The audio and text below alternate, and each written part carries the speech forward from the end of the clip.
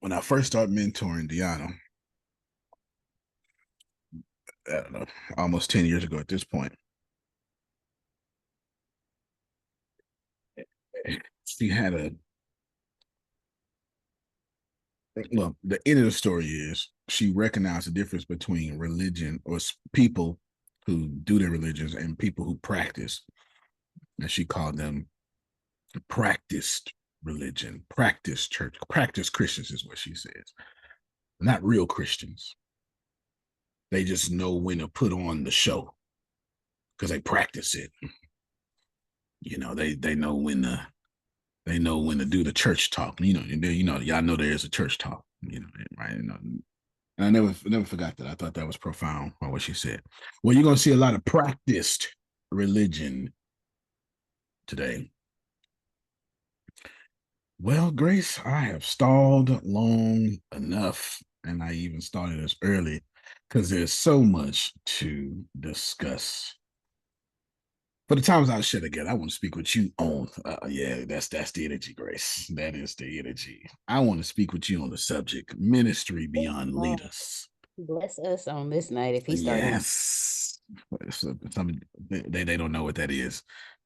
They don't know what that is. Ministry beyond leaders. Week one, we looked at John chapter 9, verses 1 through 7, or something like that. And I told Tanya, sometimes you have to do ministry beyond the presence of disciples. And I took it upon myself, Kenneth, to define ministry. And I told you all, let's think of ministry as work. And ministry being work is kind of like an electrician, an electrical engineer. Whether the work has a positive charge or a negative charge, the work is still work. And the more of a positive charge and the more of a negative charge, the more work you can do. I will say it again. If you have forgotten over this last 3 weeks, now 4, ministry is work, and we are akinning it to electrical engineering. Notice that I said that even if the work is negative, ministry can be done. Even if the work is positive, ministry can be done. But an electrical engineer cannot do anything with electricity that is neutral. Starting to get it. Look like Deanna starting to get it. Deanna, let's start. Go ahead. You can say what you're Talking going to say. about you talking about doing lukewarm ministry in messy people? And many a sacred text says, if you hot, I'll bless you. Hey, if you cold, I'll bless you. But if you lukewarm, spew you out. Many a sacred text says that. Now, Ena, I want you to think about that. Because a lot of y'all dismiss sacred text because they're a sacred text.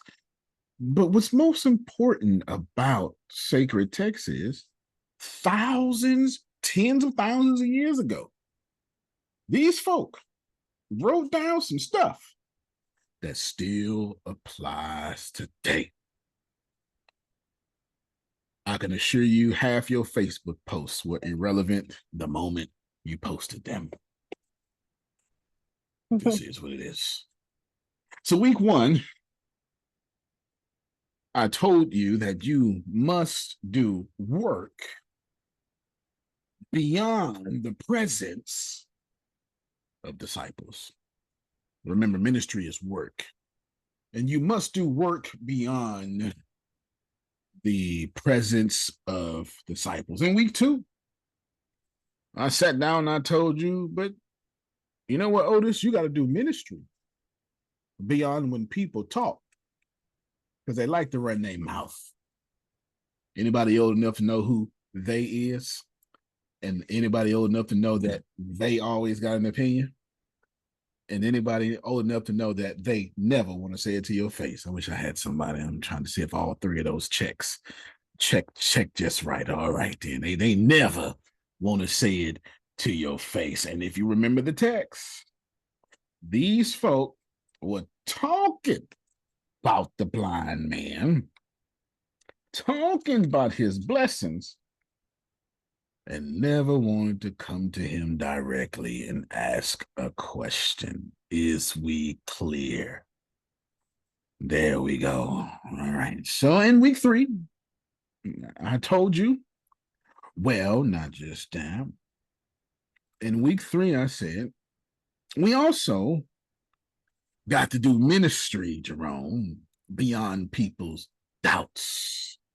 All right, it's good to see you, Monique. I'm glad you're on the call listening. Ministry beyond doubts, because here's the problem. It's the motor scooting problem, Tanya. This mother is healed, and they go, that ain't Romy Rome. That's somebody that looked like Romy Rome. Couldn't possibly be Romy Rome. And somebody in the crowd had to go, no, wait a minute. Ain't nothing changed about this man. Look like the same dude. Y'all know how, some of us people like Kenneth is too real. Like, they look like Jerome to me. You don't know what the hell y'all talking about. They look like Jerome. What's your name? That's Jerome. What y'all talking about? So we have to do work beyond people's doubts. And again, for the time that is ours to share together, I want to speak with you on this subject: ministry beyond leaders. Week 1, ministry beyond disciples. Week 2, ministry beyond people talking. Week 3, ministry beyond doubts. And week 4, ministry beyond leaders. The Jews did not believe that he had been blind and had received his sight until they called the parents of the man who had received his sight. And they asked him, is this your son, who you say is born blind? Line 7. Then how you see now? It's right there in the text. I'm not even. Then how he see now? His parents answered, look, all I know is that's our boy. And he was blind. Well, but how does he now see? We don't know. But Jerome, I just know his eyes is open. But then they say, Tanya, look, he your age. He grown man. It's in the text. It's right here. I ain't making it up. He can speak for himself. That's a grown man. Anybody changing his diapers? Verse 22 says, his parents said these things because they feared the Jews. For the Jews had already agreed that if anyone confesses Jesus to be the Christ, he is to be put out of the synagogue. We're coming back to that. Therefore, his parents said, he is of age, ask him. So for the second time, they called the man who had been blind and said to him, you need to give glory to God. We know that man, that's a sinner. He answered, whether he's a sinner or not, this is some real black folk stuff right here. I'm sure whether he's a sinner or not, only thing I know is I once was blind. But now I see. I don't know where this come from, but I know what. I once was blind, but now I see. Okay, I gotta give you some context so you can follow along. Here's the context. Rome took over countries and put you in the Roman Empire. And they said Dianonia no longer exists. Now you can call it Dianonia, but you ain't no queen, and your husband ain't no king, and you're gonna bring these taxes to us. And if you want to be protected, you're gonna do what we say. Now, that may sound foolish to y'all, but you have to remember that as soon as it turned dark during these times, people would swallow their possessions if they had to travel and then walk because you did not want to be caught with your possessions. And what people like Antonio would do, gangsters, would cut out their stomachs and then take out the gold that they swallowed. So what Rome did was, in order to teach the future Antonio's lesson, Rome would kill Antonio, the gut stealer, and then put me on the cross so everybody can see. I bet you I won't do it again. Look what I did to him. The crucifixion had nothing to do with Jesus. It's a million people got crucified for Jesus. The crucifixion was a capital punishment to show people of crime, do that, do it again. Do it again, see what happens. And I want you to know, I want Kenneth's children to know that's what happened to you if you do it again. So in order to be protected from such a harsh land, from such a harsh time, you had to be a Roman citizen. That's one. Also, if you want it, electricity and plumbing, that's a real thing. There was electricity then, and there was plumbing then. Just their version of electricity and plumbing. You had to be a Roman citizen. But not just that. Since Rome, that's number two, since Rome captured so many enemy countries, no matter how good your army was, you could not defeat Rome in battle because Rome would just march soldier after soldier after soldier until you ran out of soldiers. It just is what it is. So if you wanted to stay alive, number three, you had to be a Roman citizen. And most importantly, if you wanted to live what y'all call first world living, yes, we all know it.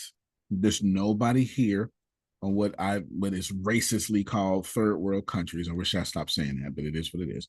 There's nobody. Everybody here has plumbing, yes. Nobody here is sitting on piles and piles of dung. No. Nobody's using the outhouse. I'm sure Ina has one. She's on a farm, but she doesn't have to use it. You understand? And blah blah blah.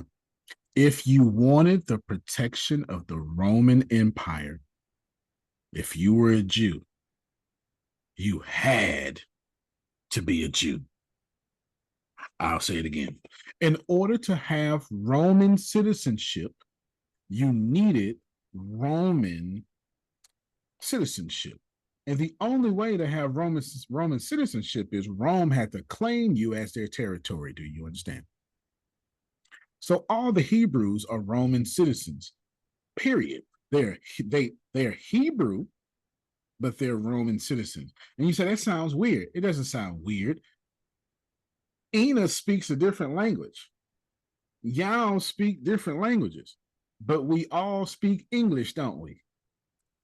Because 86% of the world trades money in English. Rewind, press play. Because the language of provision is English.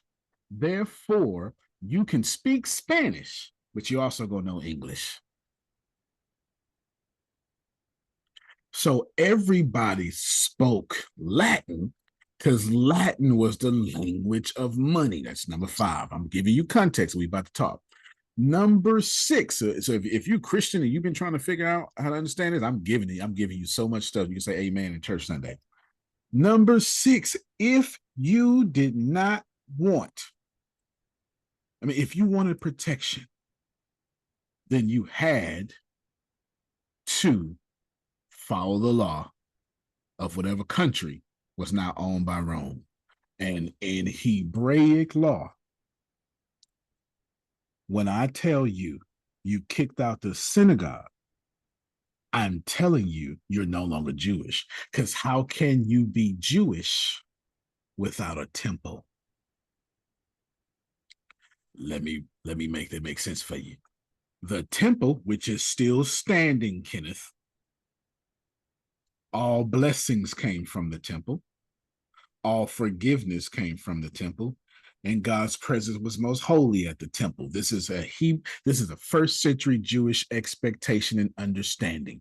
And I'm going to show you again, just so because I want you to understand the context of this. Right here, the parents scared and say, "Man, I can't answer that question because y'all gonna kick us out." And look what it says right here, right here. Because they feared the Jews, for the Jews had already agreed if anyone confessed that Jesus is the Messiah, Jesus is the anointed one, Jesus is the king, Jesus is, yeah, all that, he would be put out the synagogue. My friends, basic understanding here for the rest of this text. To be put out the synagogue means I wash my hands of you. Rome, they no longer with us. Kill them. If the robbers want to get you, let them have you. Rome, he's no longer a Roman citizen. It is what it is. Now, if you don't think that makes sense, I want all of you Americans to think that if America was owned by China, and I know some of you are gonna say, well, shit, it sure is owned by China. I know, I get that. I get that. I get that.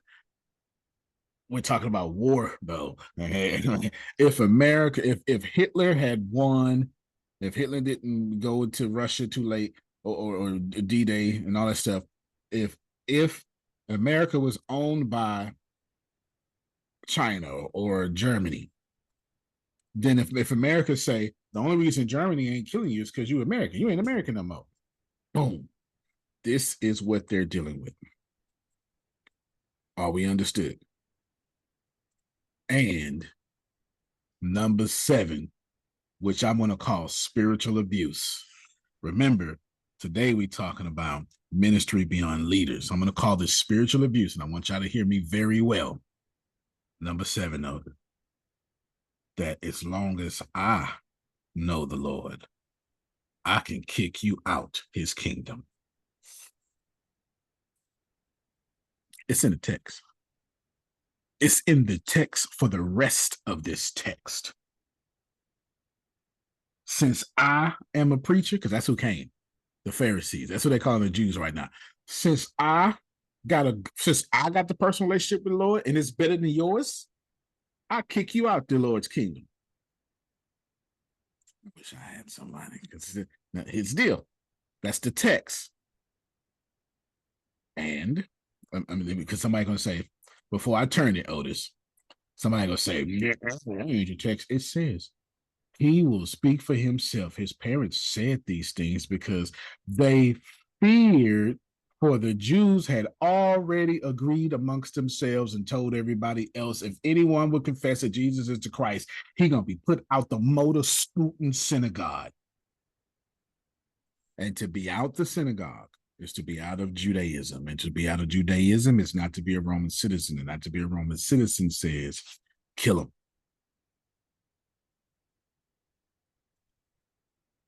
My last statement. We about to talk. My last statement. Kenneth, don't we still act like that today? That since I know the Lord, and since this is first missionary union Zoom call Thursday night Baptist church, I'm gonna kick you out of it because I control if you get close to the Lord. And if you find somebody else, that's between you and the Lord. But I know I'm done with you because God's done with you, at least over here. Don't we act like that? So here's my question to you, and we're going to talk about it. Nope. Here's my question to you. We're going to talk about it. Well, here's my statement to you, then my question to you, Ian, and everybody else listening. My statement to you, Deanna, is simple. Unfortunately, everything I just read, that's not members talking. That's the Antonios. What's unfortunate about this part of the text is the church leaders then charged up. This man's parents already told people before this chapter happened, I'm going to kick you out the church. And let me push that further. Let me push that much, much further, Ken. And they did it while looking at this man be made whole. They did not do it because he sinned. They did not do it because he raped somebody. They did it because God ain't supposed to be blessing folk that's worse than them. I say he's a sinner. If he was born blind, then he clearly has sinned, and I can't mentally handle God fixing people. You say, oh, we don't like that. I can't handle God making gay people millionaires and not me. We got that problem today. I can't handle God saving the pedophile. We got that problem today. All right, then. These folk saw this blind man and are pissed off that this blind man has got a blessing that they've been praying for. Who first? I don't care what you say. But isn't it Okay, you and then Ebony. isn't it supposed to be taught that if you are grateful and happy for the blessings of your neighbors, you will also receive the same blessings and more? Like, I'm paraphrasing, but I'm sure there's somewhere in there where if you happy for somebody else, then you get your stuff too. There's a lot here. There's a lot here. I want to tell you what ain't actually in the Bible, but it is a lot of times, just in different places. It Okay. is. I thought No, so. it is. So to covet means to be jealous of something. To covet means to look at Deanna and go, I hate her car because I ain't got one. Yeah, who know what I'm talking about? To covet means it's all mine. You ain't getting none of it. Don't even think about it. I ain't even going to show it to you because it's mine. That's the other side of covet. So hold on, Deanna. So therefore, you're backed up because in the Old Testament, before there was the Old Testament, in the 10 rules, in the 10 commandments, God said, if I'm doing something for somebody else, stop getting an attitude about it. So yes, you are correct. And then it's like, if Dion lived 2 houses down from me and she just got a new car, we in the same neighborhood. So then don't that mean that eventually I'm gonna get a blessing too, because we all in the same neighborhood? And then Grace like 4 doors down the other way, and But she just got all new furniture in her house. people don't look at that like that. They look at it as you got it, I ain't got it, and now I'm mad about it. That's a fact. That's a fact. That's a fact. That's a fact. Both of which I said is a fact. Dion just proved this is why we got to die to the flesh daily. I give you a great example of this, Deanna, what Deanna was just talking about. You find it with 2 anointed people. May I? Okay, so we got Deanna talking, then everybody's gonna talk, then Jerome's gonna talk. We've got, they told me Jerome unmuted this mic. I need to tell you about 2 anointed people. I need to define anointing for you. And I need to tell you God chose both of these people. I need to make this very clear that God, Ina, said, these my 2 chosen ones. Are we clear on that? Yes. And the punchline gonna be, just because you a chosen one, don't mean you not ready to kill because somebody doing better than you. No matter how much anointing you have on your life, I wish I had somebody. No matter how much anointing you have on your life, no matter how much God chose you, no matter how much God is doing in your life, that there's something about us being human that the moment Kenneth gets something that I've been praying for, I want to kill him. It's in the text, it's in your human experience. So we're defining, put these down in chat, Grace. We're defining a couple of things. I'm going to define anointing and what it means. I am going to I'm telling you straight up, God chose both these people. And I'm also telling you, just because you chose it don't mean you're not broken. Jerome, we preach tonight. How do you handle it when you are chosen, but your trauma got you more broken than your anointing? Teach me, because I don't know how to handle it. Ooh, wait. Ooh, we write that question down, Grace. Write that question down. I've been finna get feel. How do you handle it when your trauma got you more broken than the anointing that's upon you? Go ahead, Phil. When your core belief is we're all one. That's my core belief. That's for sure. It's my core belief, Jerome. All right, Grace, you go up and put that. There you go. All right. We're going to King David and King Saul. All right, it makes some sense now, Jerome, what I said. First off, anointing in some respects means to set apart. It means that here's a bunch of people, I have laterally set them apart. The real deal of anointing is the semblance of the Holy Spirit. To be anointed means that the Holy Spirit lives in you or is using you or is on you. So now we got to define the Holy Spirit. The Holy Spirit is the third entity of what Christians call the Godhead or the Trinity, meaning that what is perfect in heaven, Ina, is also perfect in you. And everybody here believes that, whether you believe in the Trinity or whether you believe in Christianity or not, because if you believe in any sort of higher power, if you pray to your ancestors, if you believe in Plato, if you believe that there's something out there that you pray to and you can connect with it, you're saying the same thing. You're just not saying it semantically like Christians would. So anointing means God not only favors you, not only has chosen you, but is in you. See, I know where I'm going, and that scares literally the hell out of me. Let me get to where I'm going real quick and back up.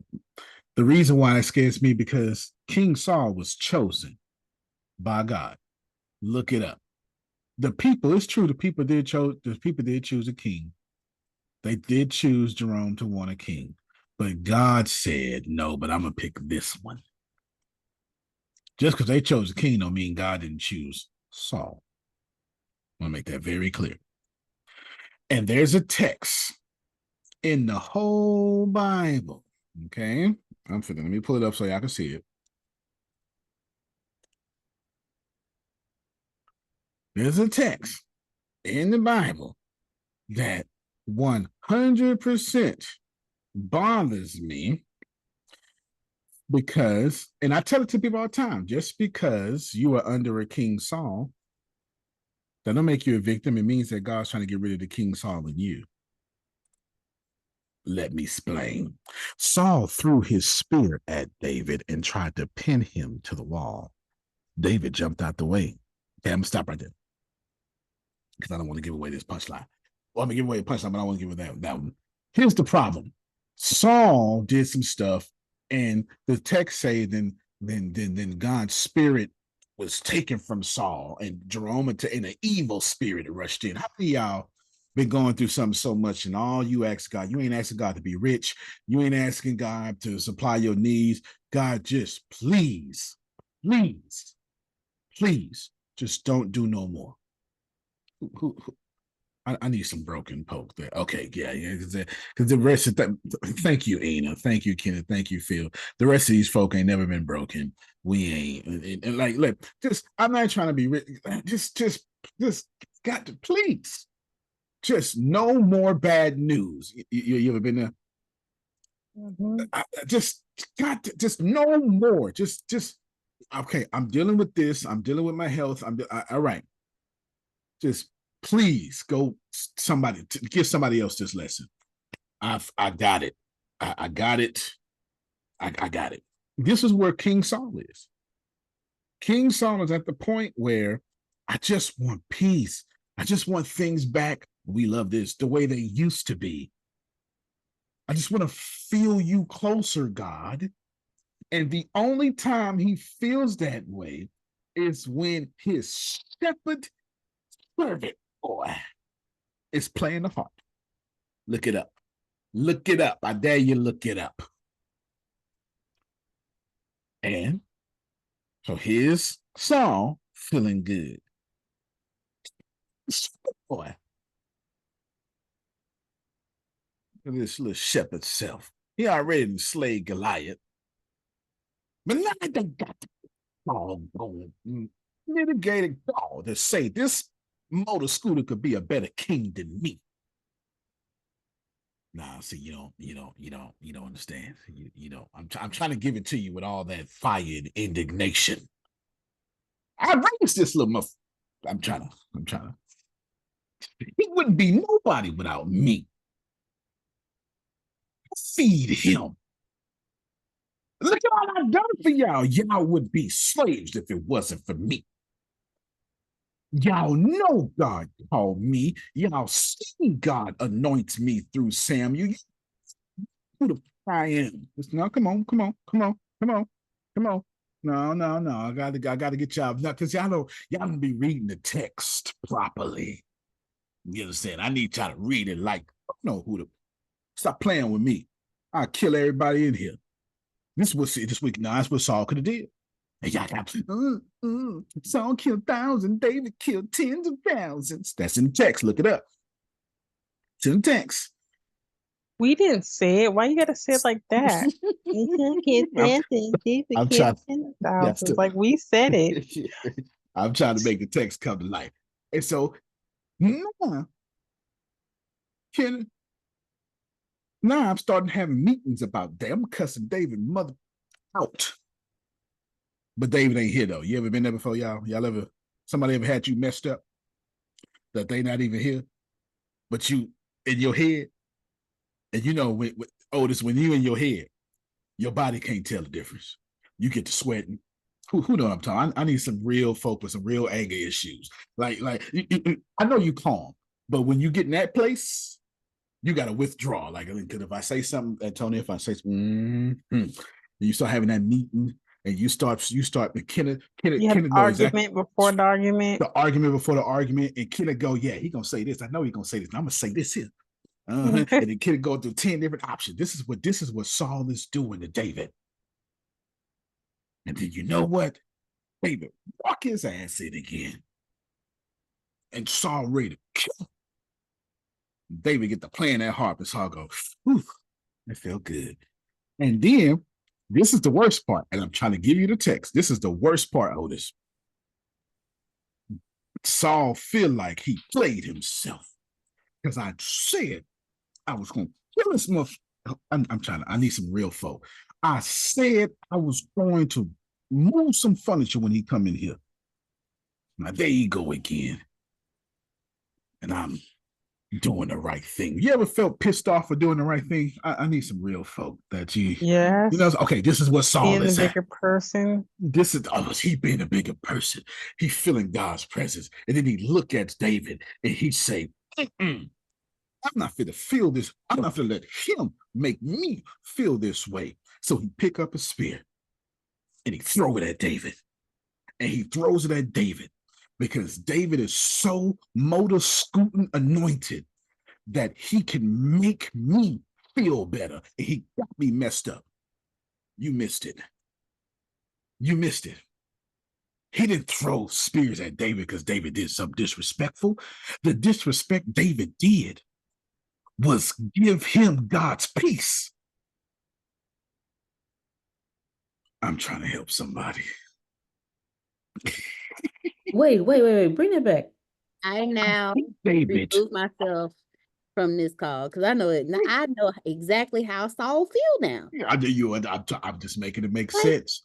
nigga, I'm supposed to be mad at you. I'm supposed to make some furniture move. I'm supposed to scorch the earth when you walk in here, but then you open your mouth and all of a sudden Showing me how good God is. I got a problem. Oh, okay.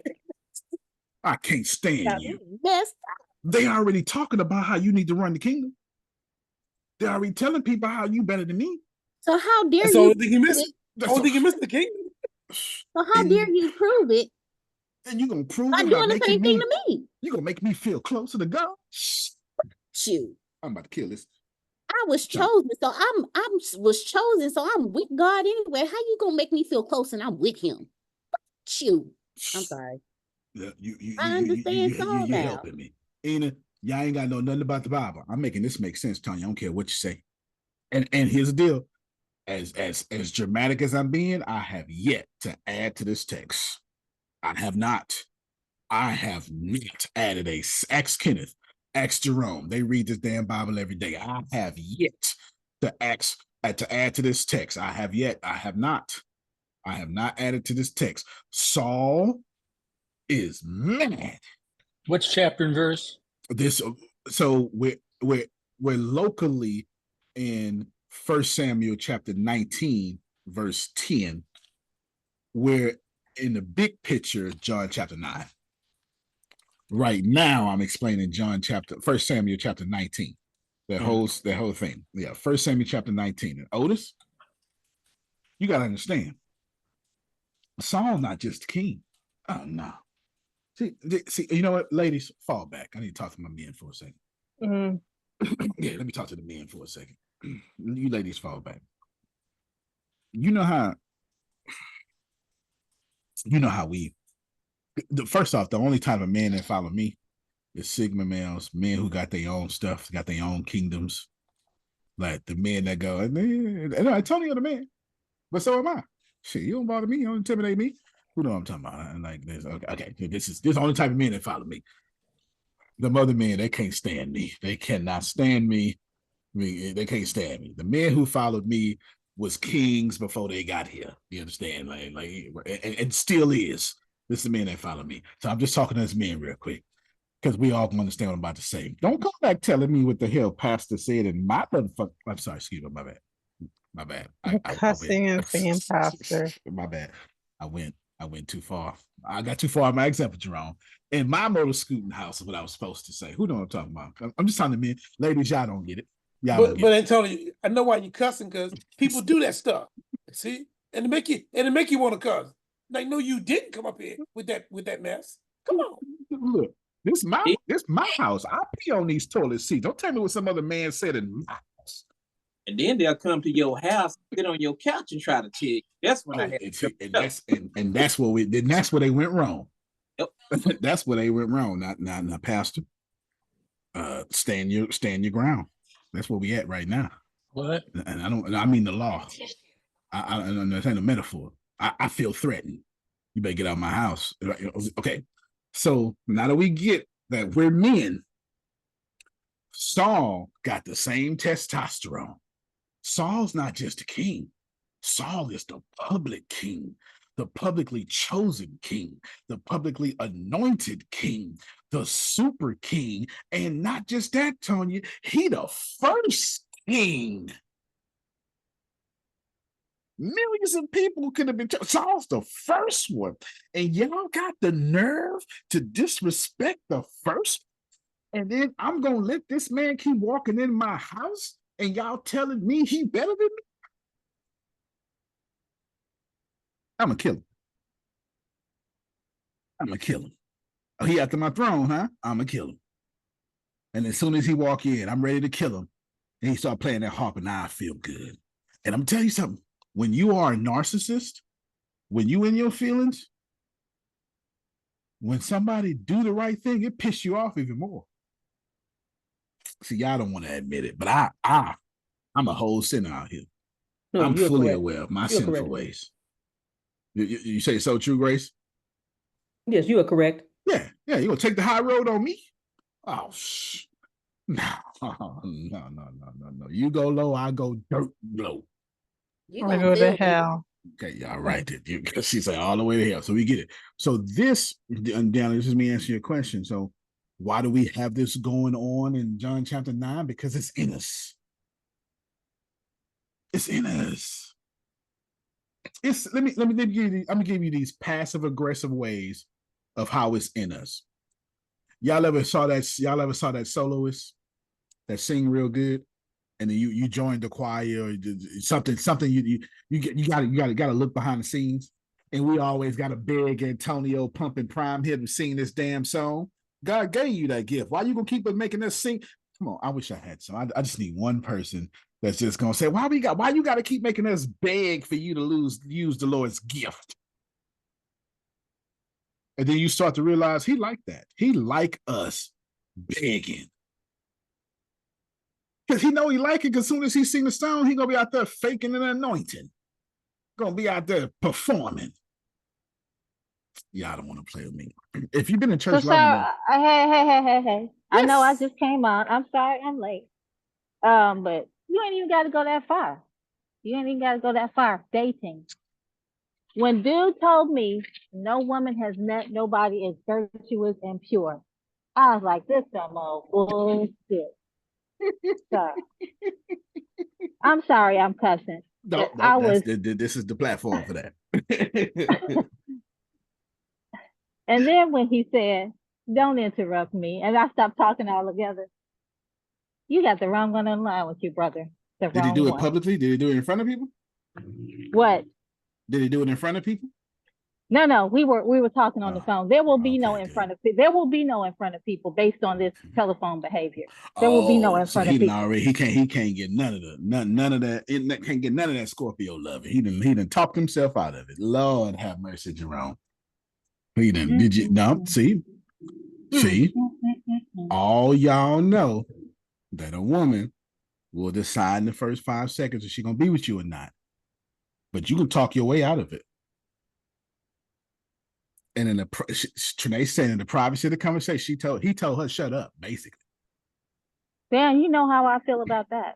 Don't interrupt me. I'm talking. You should And have told me shut up. You should have told me shut up. And I say, okay.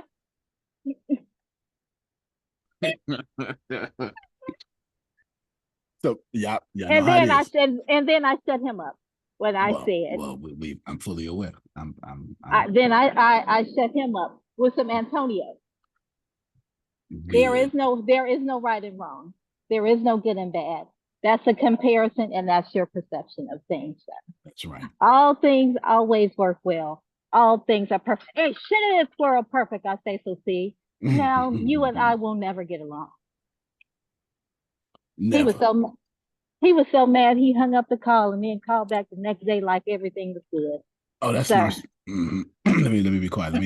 First off, let me stay out your grown folk business. I'm just saying. I'm just giving some examples of narcissism. No, you're right. I almost added to your examples. You're doing a good job preaching by yourself. I ain't even need to be Jerome. She preaching. What the hell I'm gonna preach behind that folk? Yeah, call like nothing. How you doing, baby girl? How you doing? Fine. That's your name. That's your name right there. I'm fine. I'm just answering Deanna's question. Why are we acting like that? We in John chapter 9, but I had to bring up Dion. I had to bring us back to 1 Samuel. I had to show us, Jerome, that Antonio, two chosen people. Now go ahead. Yeah. You keep going there. And I like what Deanna had to say earlier. Okay. Because we're talking about today, and then we talking about what happened back then. These motor scooters, as you like to call them, Antonio, God gave these religious folks the responsibility of taking care of his house. Watch yourself, Jerome. And taking care of his business.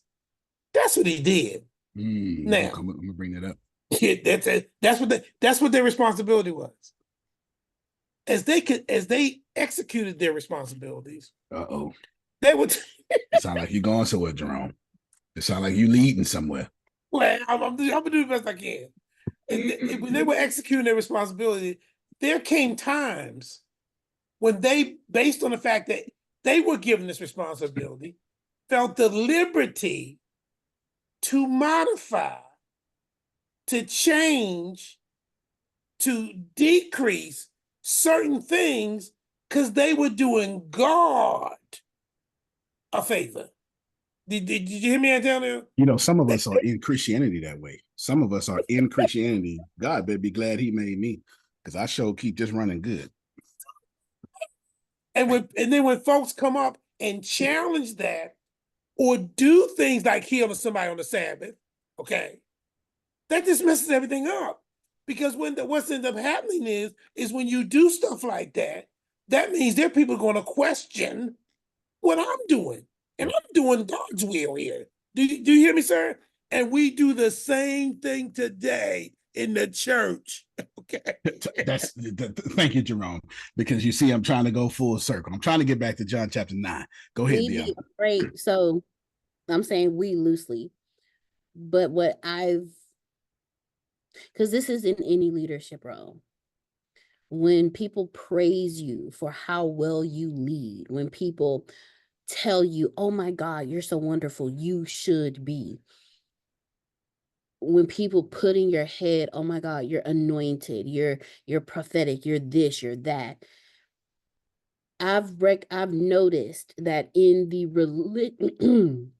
in the religious world, that's being the king of your kingdom. That's being the queen of your queendom. That's being the leader of your flock.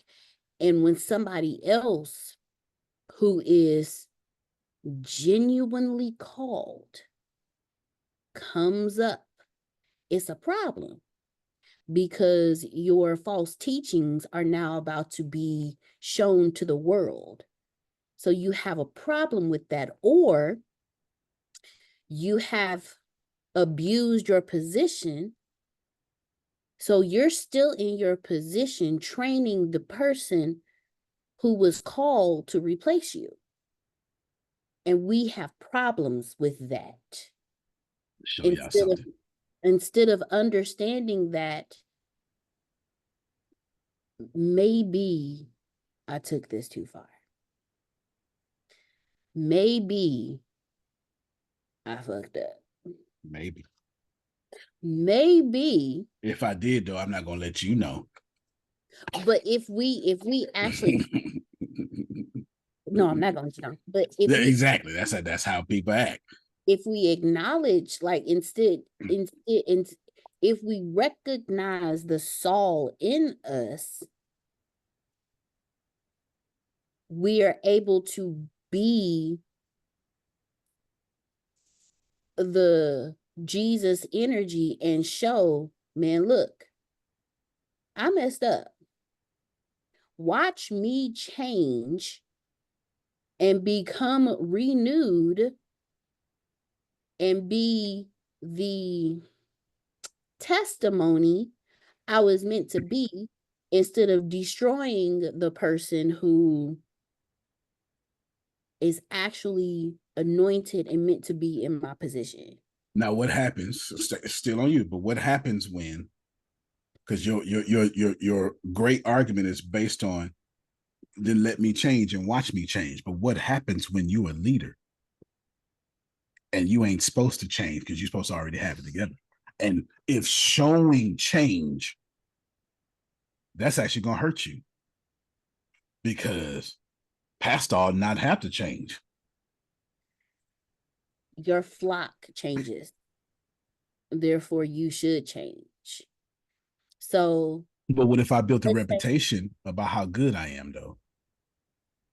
Well, so that's why people pick the churches that they go to. That's why people pick the churches that they go to. I cannot go to a church where the pastor ain't never been no sinner. I can't belong there when you've been saved from the womb to the tomb, because you don't know nothing about me. So me, I gotta know you flawed. Because if you ain't flawed, I ain't saying. And if you are So That's a good point. if you are a false teacher, then the people who follow you are false as well. So once that's you correct. become a true teacher in Ooh, you said what something now. once you become a true teacher in what you are, the people who are supposed to follow you, the people you are supposed to teach, will migrate to you. So if you're a false teacher and you put on this front like I'm the greatest, I'm the best, I have no flaws, the audience that follows you are the ones that wear the masks on a daily basis and never show who they truly are. But if you are a true leader and you fall short, the people who follow you be like, dang, man, look, I fell short too.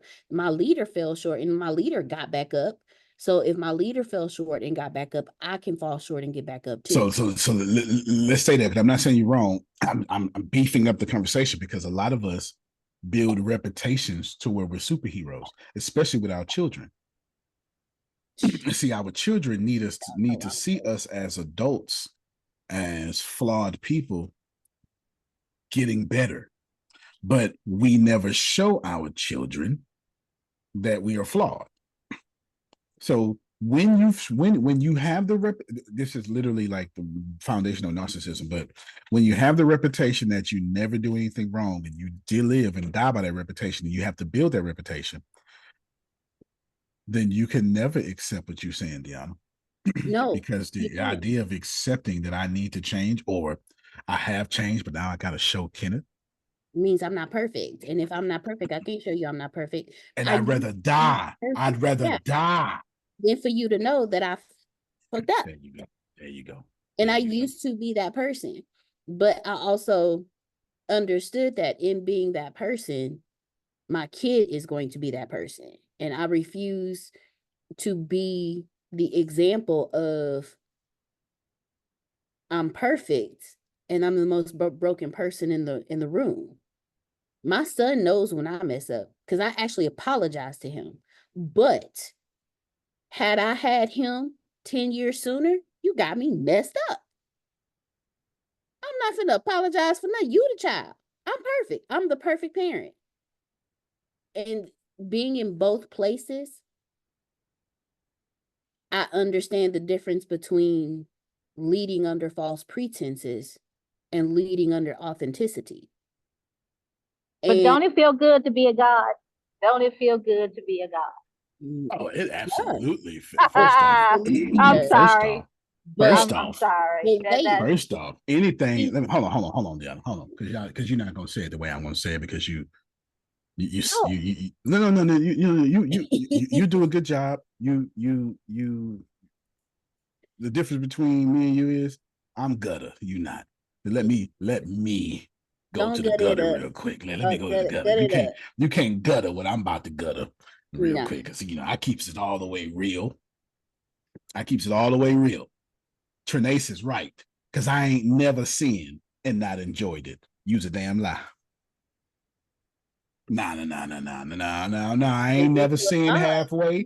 I ain't never seen halfway, and I ain't never not enjoyed a sin that I did. Now I may have post nut clarity. Y'all grown. Oh my God. You grown. Oh my gosh. But that was after the sin, though. You understand, Kenneth? That was after the sin. We gonna keep it real. See, Deanna can't do that because she's a lady and y'all saved. I ain't saved. So I apologize to my children as adults. And they be like, well, mommy, things happen, but we watched you grow so much. Right. I tell them all the time, I'm sorry, I'll pick their rotten ass daddy. They be like, well, mommy, you can't control who he is. You know who he is. That's something I'll probably forever apologize. I chose him. I can't say he's sorry because I chose him. There's a level of respect that comes with that level of responsibility. But you have to show what kind of people do you want your children to be? Yeah, daddy. What kind of people you want them to be? I mean, that's my thought. Mine are all grown men, and I still try to teach them stuff as adults. Child. No, and I agree with Trinace. Being a God is wonderful. Being worship is the greatest thing on earth. But at the same time, it is the most tiring thing in the world because you have to consistently keep up that persona. And at some point, you are going to break, and the people around you are going to see it and leave. See that's different. See, so let me do it again though. See, I gotta keep going. I just gotta make it. I gotta make it more gutter because it's folk hiding behind what you're talking about. She said being worship feels good, but yeah, but I'll deal with that but when I get to it. Let's And I keep it used to real. think the same way. Let's I was the keep it same real. exact way. I deal with that when I Because get And for right some home. butts, now, and I'm gonna some get butts are what I bigger than deserve. others. I'm gonna get what I deserve, Jerome. I'm tired of losing. I'm tired of being cheated on. I'm tired of being they slept on. They gonna give me what I deserve. I'm always a nice person. I'm not doing that no more. I'll deal with that later. But for right now, I'm gonna get mine. That's it. That's what we Been be there, done that. at. Got tired as hell. The fallback and repercussions from it is There the you go. fallback and repercussions from living that kind of life is detrimental. I lived that life January 1st, 2001 up until I was 17 when I made that decision. I lived that decision for at least 20 years, at least 10 years. I lived that decision for at least 10 years, and I had to deal with the repercussions of that up until after my son was born. So from 17 to 27, I lived that life. I had to deal with the repercussions of that from 27 to 32, and then the healing process from that till today. Because when you live that kind of life, you break people, and karma is a bitch. It is. So now it's the factor of Hold on. Stop right there. I feel like we lost some people. Karma, reap what you sow, cause and effect, boomerang, and anything else. They all mean the same thing. It just depends on which side of the hemisphere you're on and what culture you brought up in. But karma is just a word that says if you sin, you're gonna get this back. Yes.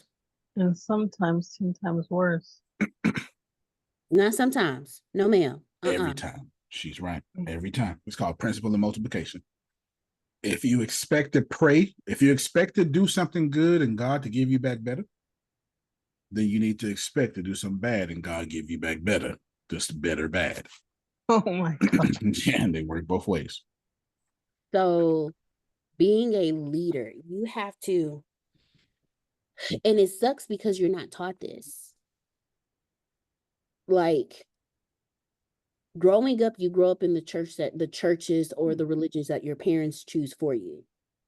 Right. Then when you get to the age where you're old enough to decide, you're either already so indoctrinated into where you are that to go outside of that is blasphemy, it's a sin, or you rebel, go outside of that, learn something new, and completely change your life. But you've already planted the seeds that still need to be sown once you have switched. So it sucks because leadership begets leadership. I think I said that right. I don't know, but y'all know Either what way, it's still right. So if I grew up under a false teacher, when my leader falls, I fall. Oh, I gotta talk about it. Keep going, but let me Before you write talk that about down. it, you can go from one hell to another hell. Continue. But if I grow under a teacher that actually teaches me, that makes me crave to want more, that's the leader that when they fall, I'm still going to be there. Because when that leader rises, I'm going to have learned so much more from that leader than I did the previous one. And I've been under both types of leaderships. The churches that I have been in, when I got old enough to understand, my leaders were awesome. The leadership I grew up under, this is different types of leaderships. And the leaders in the spiritual areas that I grew up under, once I got to a point where I asked questions and all I got were more questions, I started seeking more because that's what they taught me. But when I was under a leadership that shut me down, that when I was under false leadership, and I recognized false leadership, that leadership can no longer lead me, and it leads to a path of destruction. It leads to a path of, you ain't nobody gonna lead me. I'm gonna lead my damn self. But you can't lead yourself if the leadership you was previously under didn't know what the hell they was doing. Right. So I would rather be under a leader who falls and gets back up than a. Okay. So you just allowed me to finish Samuel then. And this is one of the, if you just joined us, like I don't really come from the Bible, but Jerome's loving it. He's loving it. Watch this here. Verse 11 is chapter 19. And this is something that I had to learn. This is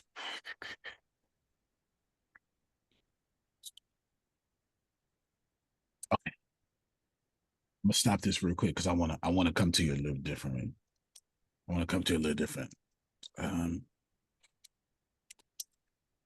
You've all been taught to. You've all been taught to.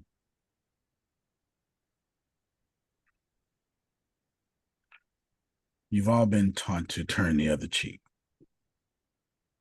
but that's not good enough. Because this text says David dodged the spear. And everybody like, yeah, I did dodge the spear. Yeah, but you didn't dodge the spear when Kenneth kept throwing them.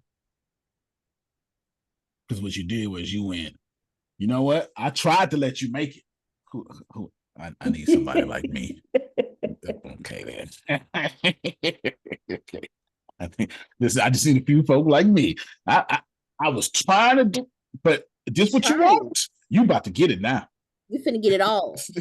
I was being the Christian and turning the other cheek, but you decided to make me turn it again. So since we're gonna turn it again, I'm gonna give you what I wanted to give you in the beginning, since you're gonna make me test my Christianity today. I'm done. So I think we can all attest to. I think we can all attest to.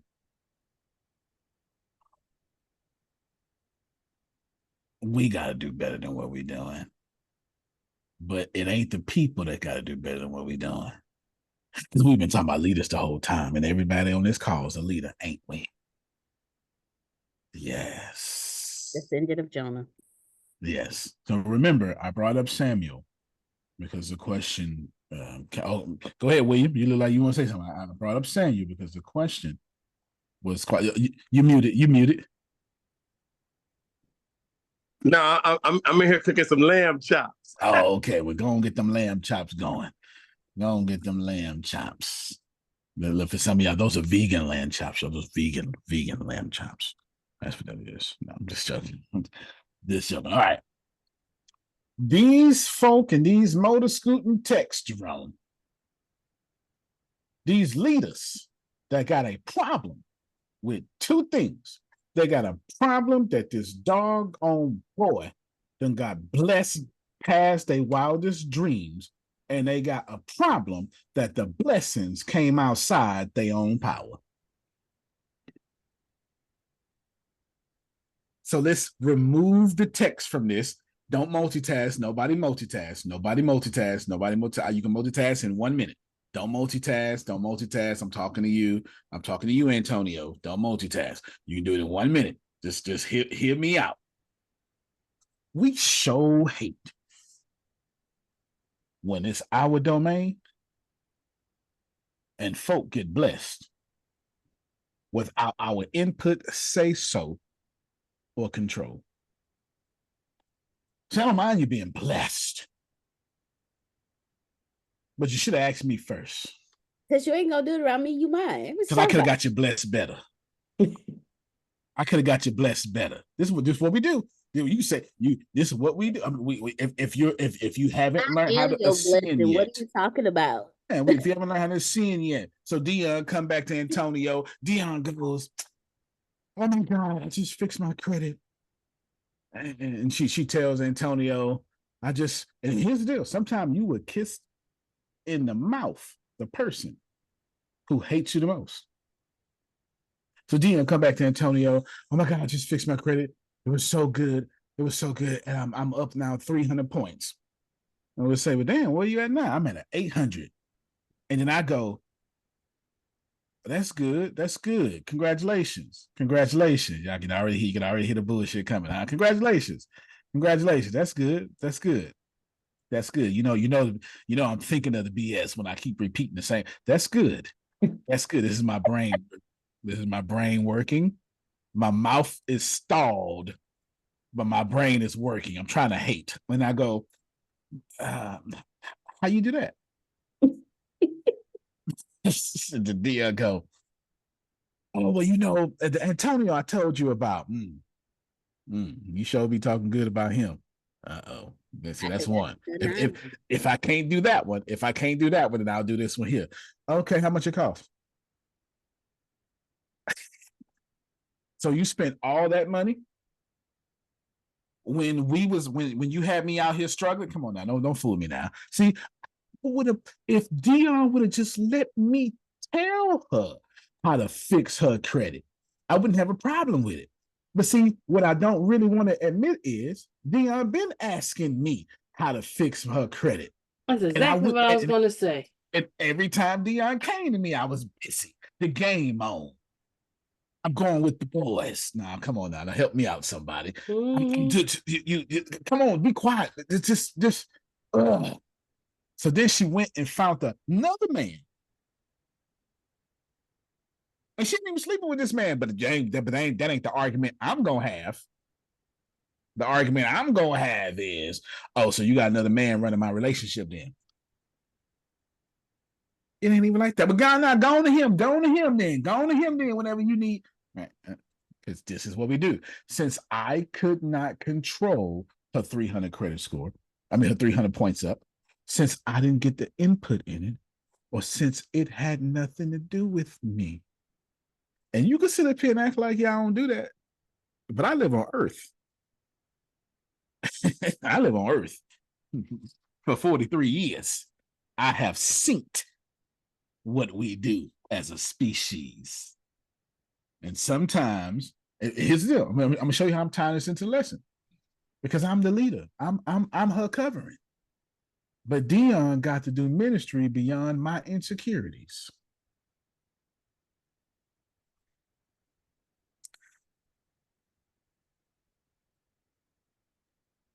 I am preaching today, Grace. I would state I am preaching today. Because I'm the leader, right? I'm the leader of the house. But what happens when the leader, well, what happens when you find out the leader don't want blessings coming in this house they wasn't a part of? You're doing too much. Wait, repeat that. Repeat that. What happens when the leader of this house don't want no blessings coming in this house that I ain't had no input of? I know folk. I'm thinking I can see their faces clear as day right now. I know folk that hate blessings and good ideas because you didn't consult with them first about it. Mm-hmm.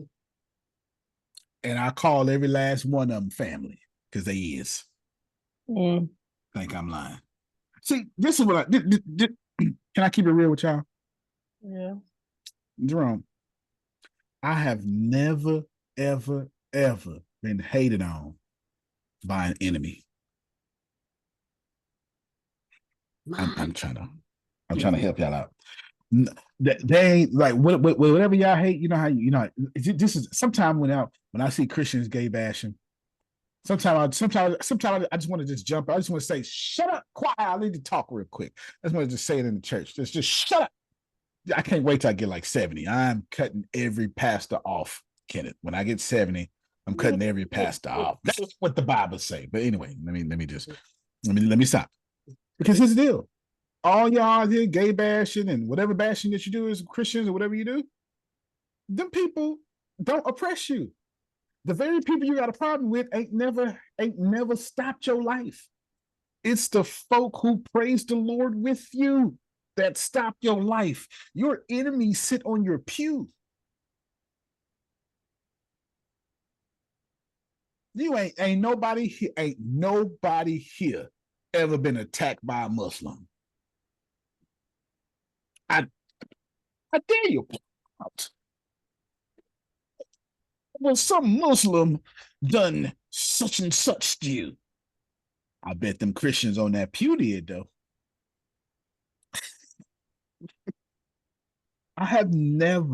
My life has never been interrupted by an enemy. But I 100% can tell you every enemy I've ever had started off as a Christian friend.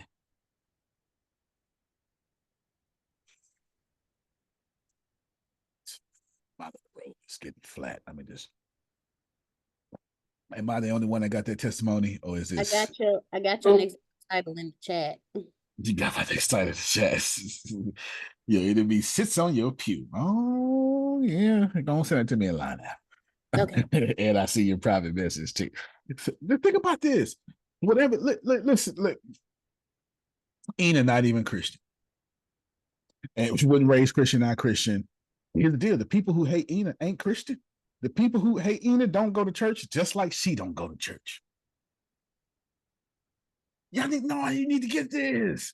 You need to get that the people who oppress you look like you and spend time with you, and they do everything you do. Nobody that you don't have something in common with is hating you.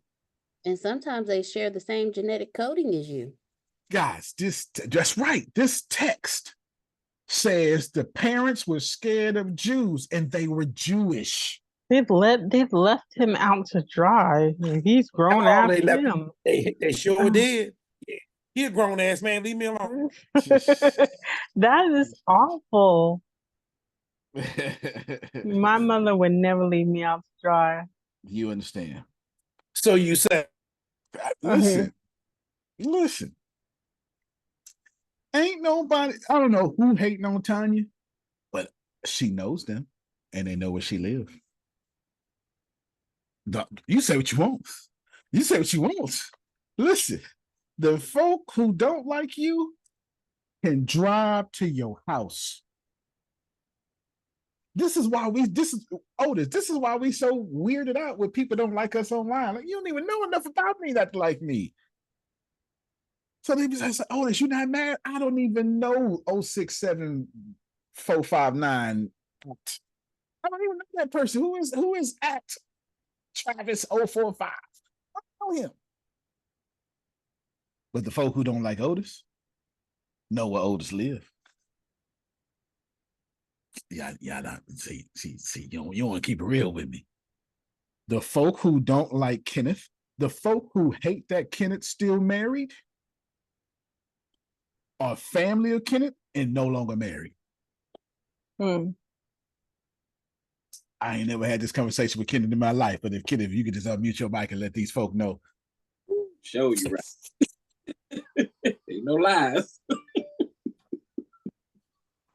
And you know why they mad at him for still being married? Because they prophesied when he first got married how it was going to mess up. And they need him to finally mess up. And their whole life purpose is sitting around 20-something years until he finally mess up. Just so they can go, I told y'all. Yep, just so they can I told you God told me. God ain't tell them nothing. The people who don't like Dion know where Dion lives. They got information on Dion. And here's the deal. And the information they got is from like 12 years ago. And they still out here hating right now. yeah, Deanna, she's a bad person. You got to be careful. She got a dark side. First off, I changed 17 years ago. You are literally judging me by the year 1972. We That ain't wasn't. even talked. But true to the text I read, Jerome, it's leaders.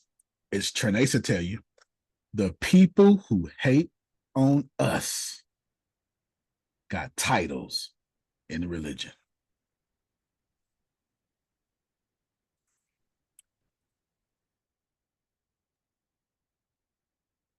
I've gotten old enough, Grace. I've gotten to the age now when I say something good, I just shut the hell up because I know I said something good. I know you need to catch up with me. I've gotten that old now. When you're young, you got to talk a lot. You understand? When you're old, though, when you say something, these damn young folk need to catch up. They need to catch up. I know I said something. You understand? And I'm telling you, the people who don't like Otis,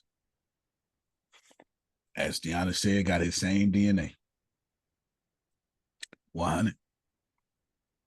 I got ex friends. I've got, as a matter of fact,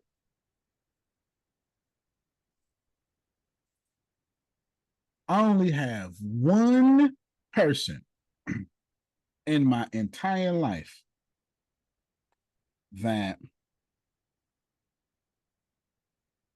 loves to talk about me because they used to be with me, don't know a single information about me. But the reason they before I get to the reason, and it's an ex. It's only one. It's only one on the planet. Only one. Now, let me give you the reason. Because this one is, I'm from a small town, Deanna.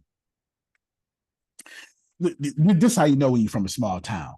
When you meet somebody, and you had them, it's like, we call them after church talks. I mean, you're just sitting around talking. The event been over, but you just talk. You know what I'm saying? You just talk like, y'all ain't got to go, but you got to get out of here. That kind of thing. This is how you know you're from a small town. We got this. Every small town person got this same saying or some variation of it. Who your people is? That's a black thing. No, that's a country thing. You ain't gonna loan the bank from the town I'm from if you don't know somebody's people. Period. You hear? So, oh yeah, I know them temples. Okay, which temples? Which temples you? That's only small town conversation, and everybody here from a small town. Y'all know you see how many heads that bounced up and down. That is a very American thing. Small town. Yes, sir. It's the messed up stuff 35 years ago. You had that crazy uncle. They gonna tell you about the crazy uncle. Yeah, I remember. You so and so's boy, and I remember that. I remember back in 1968 when we was over there on the church step. Oh yeah. And oh yeah, they still got my Uncle Bo as a pimp. That's his real name. That's my Uncle Bo. My Uncle Bo, 70-something years old. He ain't pimping nothing but his medicine with the Monday through Sunday. That's all he pimping. The little square thing with the rectangle thing with the squares. The only thing he pimping, but they still got him as a pimp. Bo Dollar. That's a real name. I'm telling you who it is. I got a whole character based off of him. But here's the deal. Like 100%. She don't like me. Not because I did something wrong. No. She'll even brag and tell people how I ain't did nothing wrong. She used to run me or whatever she want to say. Well, I don't want to talk bad about it. You know why she don't like me? You know why she talk bad about me? Because in a small town, when you're the it girl, and that's your reputation, I'm supposed to be a piece of you understand? See, what happened was, Jerome, I left her. She Beyonce ex in high school. I'm Beyonce. Let's see, here's the major problem. The major problem is I left and made something with myself 1,000 times greater than she ever did. And the dude she's still with for the last 20-some years is a 19-time felon. That's not even an exaggeration. Damn. So I want y'all to process this information. She don't hate me. She hate that I became me, which leads us back to this text. These church folk don't hate this blind man. They hate that he became a seeing man. As long as he was blind, they never had a conversation with him. But the moment William got his credits straight and his business started being successful, and I'm trying to get somebody else, the moment Kenneth then bought that new house for his wife is the moment they start hating Kenneth. I got one. And they had nothing to do. Ain't had nothing to do with it, Jerome. Go ahead, William. When you go to college and they say, "Boy, oh, now you think you're smarter than somebody." Went to somebody's school, college. Oh Lord, yeah, you definitely talk from a black perspective. Not Kenneth. Don't you go and get on that education now? Come back. You sure right. You sure right. Hey, yeah. Well, you didn't forget where you come from, boy. You sure right. I remember them. I remember Deanna friends. I don't mean to put her business out there, but I'm here now. I remember Deanna friends telling her, I mean, you ain't got to change. But you can change, but you ain't got to change like that. So first off, there's a lot of things wrong with that. First off, the whole point, Kenneth, of life is to change. Secondly, so there is an approval rate of change that you need to see from me in order to be my friend, is what you're telling me. And I was changing without them, and we were all supposed to change together. Like we were a crew, and I was going outside of the crew.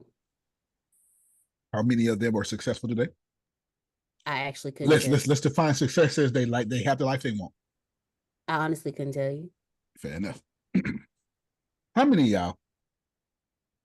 Let me just allow me. The text, Jerome says, this my parents over here, because he got me messed up. That's what the text says. That's a paraphrase. I ain't add to the text. I just added some colorful words to it. But y'all like, but Kenneth, come on, keep it real, bro. When you reading this text to your children, you might not be reading it the way Antonio would be reading this text to your children. You understand? Because we got to keep the text in the spirit in which it was written. And with these folk, do you understand how much you need to be right? When you, as a grown man, you talk to grown ass Ebony and say, where your mama at? Bring your mama here. I ain't bringing my mama. Go get her mama. Because that's what happened. Because the text says I'll show it to you. Jerome, I'm gonna show it to you. Because they think I'm lying. They think I'm lying, Jerome. Look. The Jews did not believe that he had been blind and received his sight until they called this man's parents. Do you understand that in order for you have to call somebody parents, you have to literally say, they ain't over here. They can't hear me. One of y'all need to go get this. Go. But Antonio, he had to tell them he was born blind. You hear what I'm saying? The blind man told them, I've been blind since I was born. Oh, we don't believe you. Go get his parents. Know him though. Remember, Jerome, everybody recognized him for being this blind man.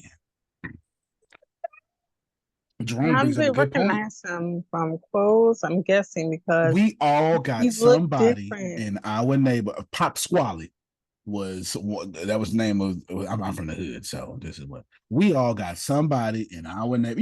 First off, you got to remember, ain't 8 billion people on the planet. Then it's like 3 million people on the whole planet. Yeah, see, real talk. In first century AD, it's like 3 million people on the whole planet. and this is Judea. This is Judea. Judea is like the population of Galveston, Texas, 56,000. No, it ain't that much. It's 17,000 people in Judea. Y'all out here. Get your 21st century mind. This ain't no big metropolitan area. This is 17,000 people. And John chapter 1, or John chapter 9, verses 1, 2, 3 says, hey, ain't that the man that's been born blind? They recognize him. How they recognize him, the text don't say. But we can use cultural context to recognize. That's Ebony. I know Ebony. When I see Ebony, you say what you want. I know that. That's Ebony right there. She got that same big old head. That's Ebony. That's Ebony right there. Not I know the Ebony. big head. That's Ebony. This man. But they were determined, Antonio, to discredit this man and discredit Jesus. Both of them. And they were too cowardly to come after Jesus. So who'd they go after? His mama, his daddy, this man. This man who ain't been in the temple, this man who ain't been because he been blind. You see what I'm saying? Blind. So if we gang up on him and beat him up, then guess what? We get back in the good graces. Jerome, we're doing it right now. Christians are running negative political ads right now, and we letting them get away with it.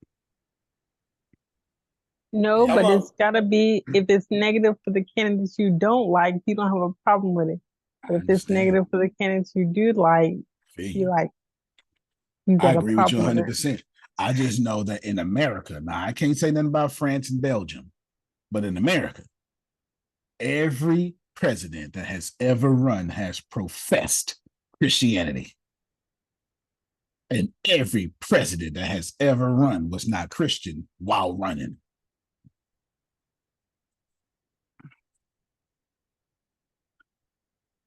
With respect to my eyes, now, so that was a fact what I just said. Let me give you your opinion.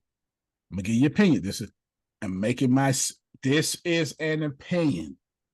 In my opinion, I'm gonna say the only, so that's bad.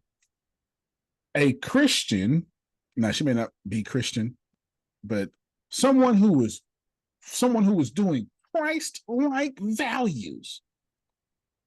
Marianne Williamson that Phil sent me a message about like every other day. They ain't even let her in. We're so corrupt that the one or two trying to do the right thing. Nah, we ain't gonna do that. If you want to run, you're gonna be ugly when you do it. Am I the only one on planet Earth? But couldn't like another candidate make you want to be ugly? Because I'm just throwing this out there because they're the candidates that are up now. Donald Trump will say and do things that make me, if I was a Kamala, I would be like throwing the felonies, I would be throwing stuff in his face. But she does take the high road. She doesn't bring him up. No, at least not in the debate. All right, so I want to bring up a few things. I'm going to lean back and say this here real quick. First off, Phil showed the book, Politics of Love, Marianne Williamson. I want to point that out. Secondly, everybody said a bunch of things in there that I can teach, but I'm going to teach one of them. Can't somebody else make you? That's what I want to stop at. That's what I want to stop at right there. That's what I want to stop at. It was a long time ago, and I want to, Lord, this is not about to go over well. It's about to be the kindest, most gentle thing that I have said on this call so far. It is going to be 100% kidded. Like, people are going to be like, nah, I felt you, but you got me fucked up. That's what's going to happen. Like, this is literally going to be right there, okay? Okay, I'm preparing myself for this. Yes. I'm about to say the sweetest thing I have said so far. But nobody on this planet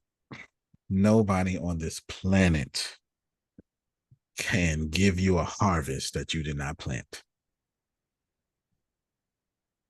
You are the only seed sower in your life. It took me forever to learn that. I'm saying it's so nice. But Listen, didn't you say in our class about speaking? You said you got to dig up the other people's seeds because they'll say something oh, yeah, for sure. And I did that as a important detail for sure. And you're 100% right. But on the grand scheme of things, the only thing that can ever come into my life is the seeds that I plant or the seeds I allow you to come in my garden and plant. That is all. Listen to me very well. This is so up there esoteric. Your Bible says it, your Quran says it, your Wicca says it. Like every single sacred text says this, that you earn what you have. Tradace is right. Every sacred text says this. But forget the sacred text. I just want y'all to think about human experience. Everybody here on this call has some form of a backyard. Whatever it be, whether it's a good one, bad one, or not. Okay. Can I pray against your backyard and you get something you didn't put back there? wait, what? Can I pray? That doesn't even seem logical. It doesn't even make sense, right? But this is what we do. We say, well, he prayed against me. He put a hex on me. This is what we say. No. See.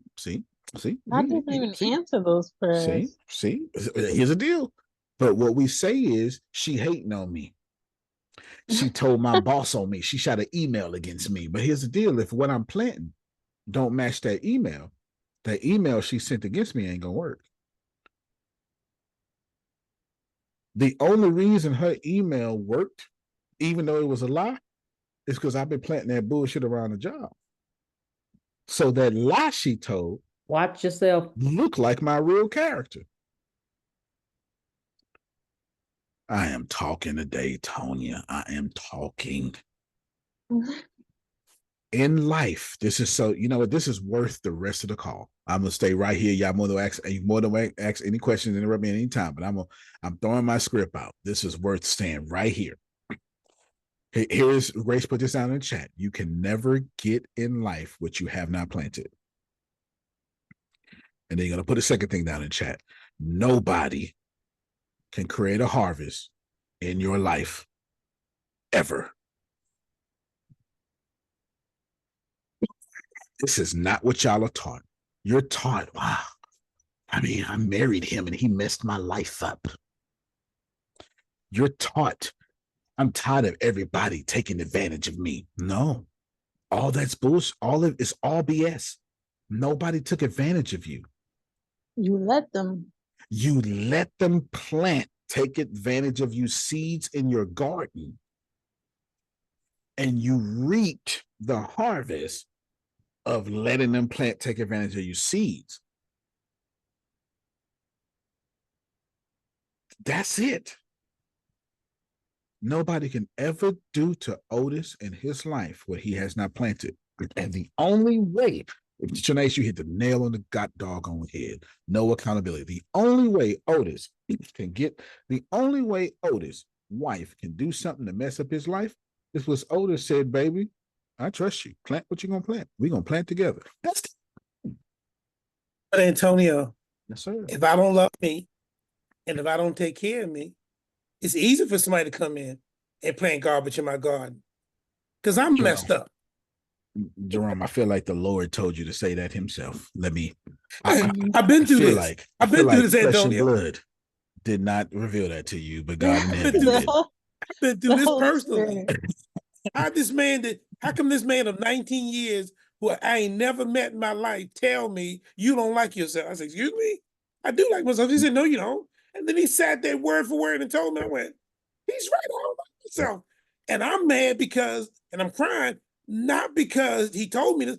I'm mad at this because I lived with me for 19 years and didn't know it. And he just met me and he know it. How in the hell he know me? Man.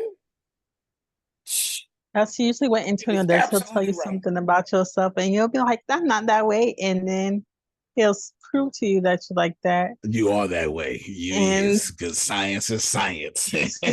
Science is science. You are. I'm gonna show you why you are. I'ma And show then you. I'ma I'm show just you, you sitting stupid there with self. my mouth dropped open. I'm like, damn, I am that way. Listen to what the reason I said I feel like Jerome didn't say that, but God said that. Because listen how Jerome said that. But if he said it twice. If I, yeah. And if I got low self-esteem, that's a choice I made. I didn't give myself self-esteem. My daddy walked out on me. It's a choice I allowed to keep walking in. Oh, you ain't like that. Yes, my parents is effed up. Well, I'm 14 years old now. At this point, shit's my fault. Yeah, some age you just gotta grow up. At this point, I need to quit blaming my mama. You know what? In fact, let me talk to y'all with parents anyway. Let me talk to y'all with parents. If you got parents, which is all you motor scooters, let me talk to you real quick. Let me talk to you. Your parents don't. Okay, for the rest of this call for to be too raw. Your Christian ears are about to be offended because you're not going to listen to me. You're not going to listen to me not cussing. You're not going to listen to me not cussing. I have to say this cussing because if this applies to you, you need to be cussed out anyway. Parents don't owe you shit. No They one don't owe does. you nothing. First off, your parents did the best they could with what they had. Secondly, they was growing up while your little funky ass was growing up. Now, all of a sudden, you want to get grown and blame your parents for the lack of shit that they didn't even have. I'm trying to help somebody out. They didn't even have it. So you all of a sudden you want your mama to go to therapy when in 1964 therapy in a black neighborhood was extremely taboo. And if it wasn't taboo, nobody can afford no damn therapy in 2024. What the hell you think we go afford therapy in 1964 for? Then all the therapists was white who don't even understand black problems. I'm just trying to keep it real with you. Your parents don't owe you nothing. And since I'm bringing up black folk, let me talk to you black parents. Black folk don't. I shouldn't say this because there's a bunch of white people going to listen to me, and I should not say this. I shouldn't say this. I'll say it anyway because I'm me. Yeah, say it anyway. I shouldn't say it. Black parents are the only parents that raise our kids like we doing them a damn favor. You better be lucky I'm raising your ass. I wish I had somebody. Why are we like this though? You better be lucky I'm raising you. I ain't got to raise you. Listen, we gotta stop. We have to stop. Our parents do not owe us anything.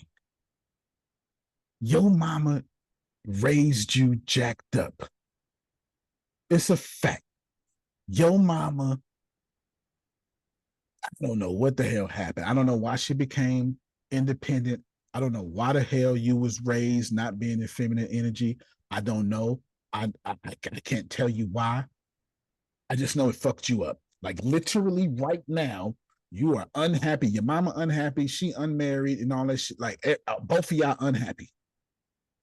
But you're not allowed to continue in your mother's legacy and keep blaming her for giving it to you.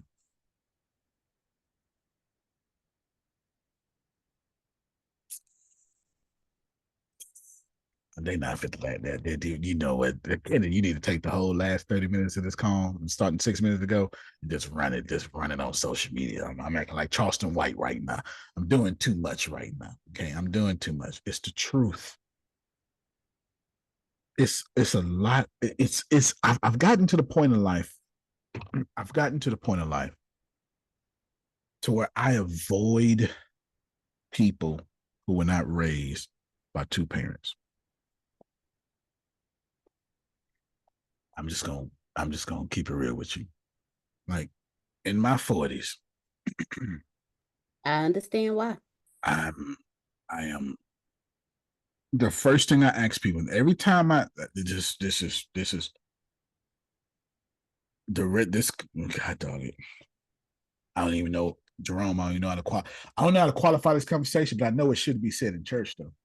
I know what I'm saying now and what I'm about to say, I know it should be in church. I know we can't say it in church because church is 85% women, and we can't literally tell 85% women as a male pastor, y'all out here fucking the church up. We can't do that. Nor can we tell pastor, you know what, maybe you shouldn't have 19 side chicks in the same church. We can't do that either. Am I doing too much? It's all good. I got my own economy. It may help the single women not screw up the church if the pastor didn't have 19 No, sides. see, here's the problem. I'm not saying the single women are screwing up church. I'm saying the church is producing single women. I'm saying the church is producing single family households. I'm not saying that we got statistics for this. This is 100% statistical. Since 1973, 72% of households have been single family households. We got statistics of this. I'm not saying that the church is the problem. I'm not saying that Dion going to church is messing up the church. I'm saying whatever the hell we preaching is allowing this negative behavior to keep happening. You say what you want, but every last one of us is getting our morals from some sort of religion. And now look at us all jacked up. So at my age, I don't fool with people with, I got 2 tests. I've never said this out loud. I'm telling you this right now. They're going to hate me for this. This is going to, either going to upload this on podcasts, and they're going to literally, I'm going to get Spotify comments. Most of the people who talk to me, like, most of the people who reach out to me for my podcast are from Spotify who hit me up on Instagram. It's like a 90% ratio. It's like 90% of the people on Spotify hit me up on Instagram. Y'all listen. I'm just telling you who actually comments to me. I guess Spotify is a whole different type of, Spotify is a different type of user because you typically pay for Spotify, so it makes you a different kind of user. But anyway, y'all, ain't nothing wrong with Dion in church. What's wrong is I raised Dion and made her the way she is. But it ain't just Dion. No. Because that just make it seem like it's women's fault. Oh, no. These punk ass boys, too. I ain't supposed to say that out loud. I get in trouble when I say that out loud. So, let me say it a different way. I don't have a different way to say it. Sorry. I don't have a different way to say it. I've tried. I tried. It's these entitled boys that want a woman to be their queen while they're the queen too. And I ain't even talking about homosexuality. I'm just talking about a man ain't supposed to be entitled. A man is supposed to get his worth from how entitled his family is. Let me take out a man and female. Let me put it in masculine energy, feminine energy, because I'm all for equal rights. A masculine energy is supposed to care about all the other energies in the family. And then that feminine energy is supposed to tell the masculine energy, hey, I know you're making us look good, but don't forget yourself. That's how it's supposed to go. Now, that could be 2 girls or whatever. I ain't tripping about all that. That ain't my argument. That's an old folk argument. I'm too educated for that. That's your argument. So that's why it's turned into masculine and feminine. Here's what I am saying to you, and you're going to listen to me, and you ain't going to like it. There's under no circumstances that something is wrong with you. When you say, well, I'm born in sin and shaped in iniquity. Fair enough. With the Holy Spirit living inside you. Now what? So which one is the truth now? And you ain't like that. No, which one's the truth though? Are you born in sin and shaped in iniquity, and the Holy Spirit inside of you is a little punk? You ain't like that. But that's what y'all like. That's y'all gospel. Y'all gospel is the Holy Spirit is a little weak, and the devil made me do it. That ain't how Kenneth raised his kid. Kenneth raised his kids that God can do anything. And they go, really? And Kenneth go, really? Well, that bully at school, God can, that's all right. It's working out for your good. So you go, all right, man, you're wrong, Antonio. I'm wrong. I'm wrong. Then let me be wrong.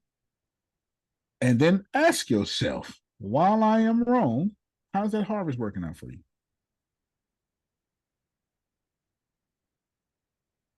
I got 18 minutes left. I'm going to push this hard.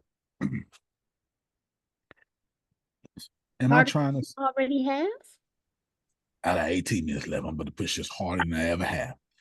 Am I trying this? Am I trying to be chauvinist? No. I'm saying men are trash like women are trash. Here's the problem. I am making one argument here. You need to walk in your own path and stop blaming your mama for the path you walking in. Stop blaming your daddy for the path you walking in. This is what I'm saying. Well, I mean, I'm just not in my feminine energy because my mama wasn't. Okay, how the hell did that work out for your mother?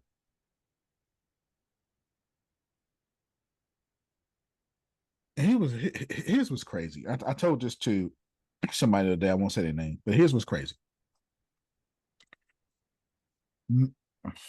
This is advanced knowledge.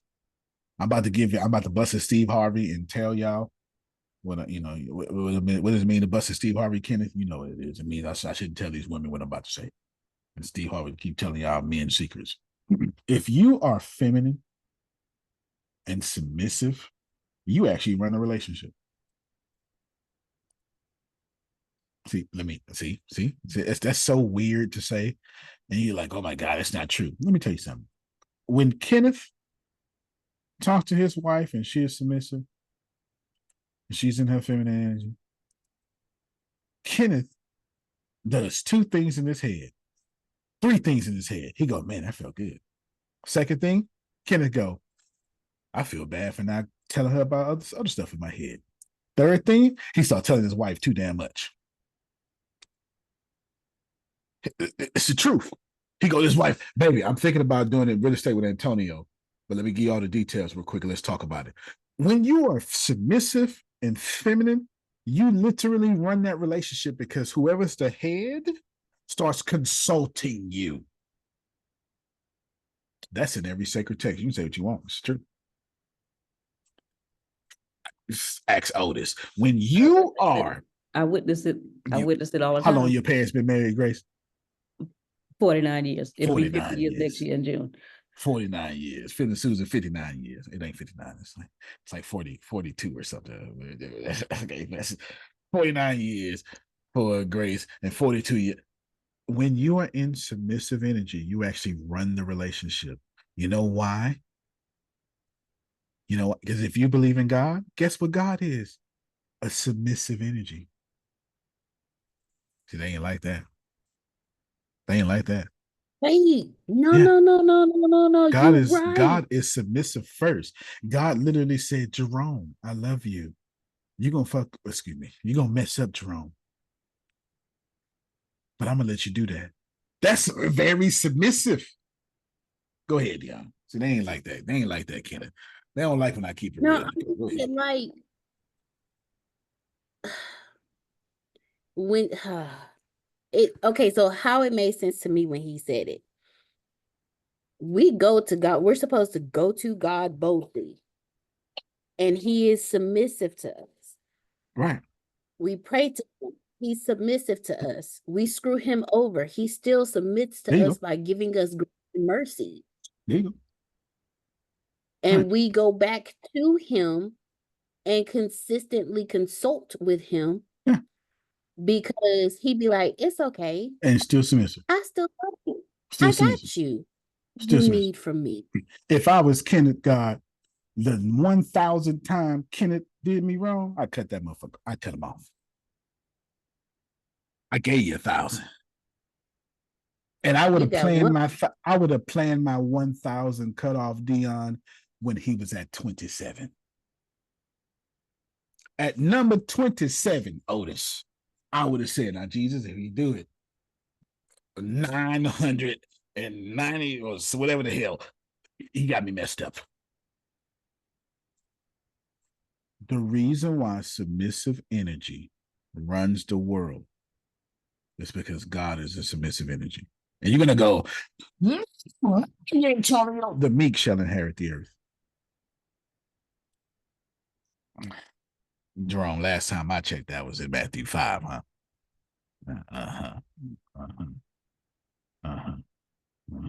Say somebody else about the poor spirit. You see, y'all out here acting like I'm adding to this. I'm not making this stuff up. If you are a submissive woman, you run a relationship. It's in the book. It's in the book. If you are a submissive man, that woman will submit to you. Oh, Grace, I done crossed the line. A woman will submit to a man worthy of submission.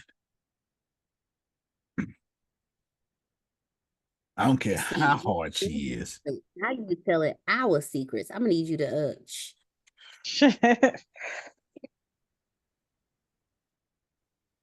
I got 12 more minutes, and I threw my script out, telling you I'm trying to tell you that your mama, your daddy, your trauma. Shit, you too old to be walking in that still. I'm just talking to you, Antonio. I ain't talking to nobody else. You're too old for that. At this point, Antonio, yeah, I know when I say Antonio, I mean Kenneth. I mean Jerome. I mean Deanna. Right? At this point, Antonio, you tripping. Your mama dead and gone. And she's still running your life through trauma. They don't want to hear me. Look, William, like, keep on talking, man. You talking. Listen, y'all out here in the same tax bracket that your parents birthed you in. How the hell is you doing better? Yo, now mama, you getting personal. Now you getting personal, boy. Your mama and daddy gave birth to you, and you doing exactly the same that he was doing with less than you ever officially.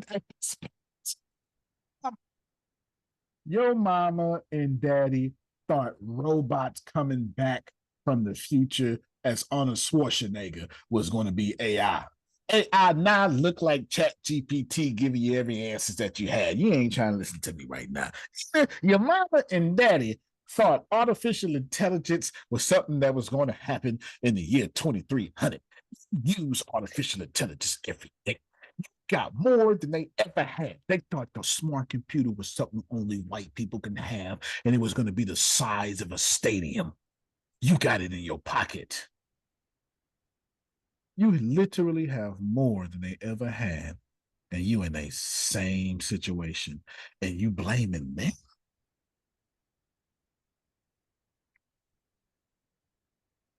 Come on, man. Come on, man. At some point, to borrow from Janae's, we got to take accountability.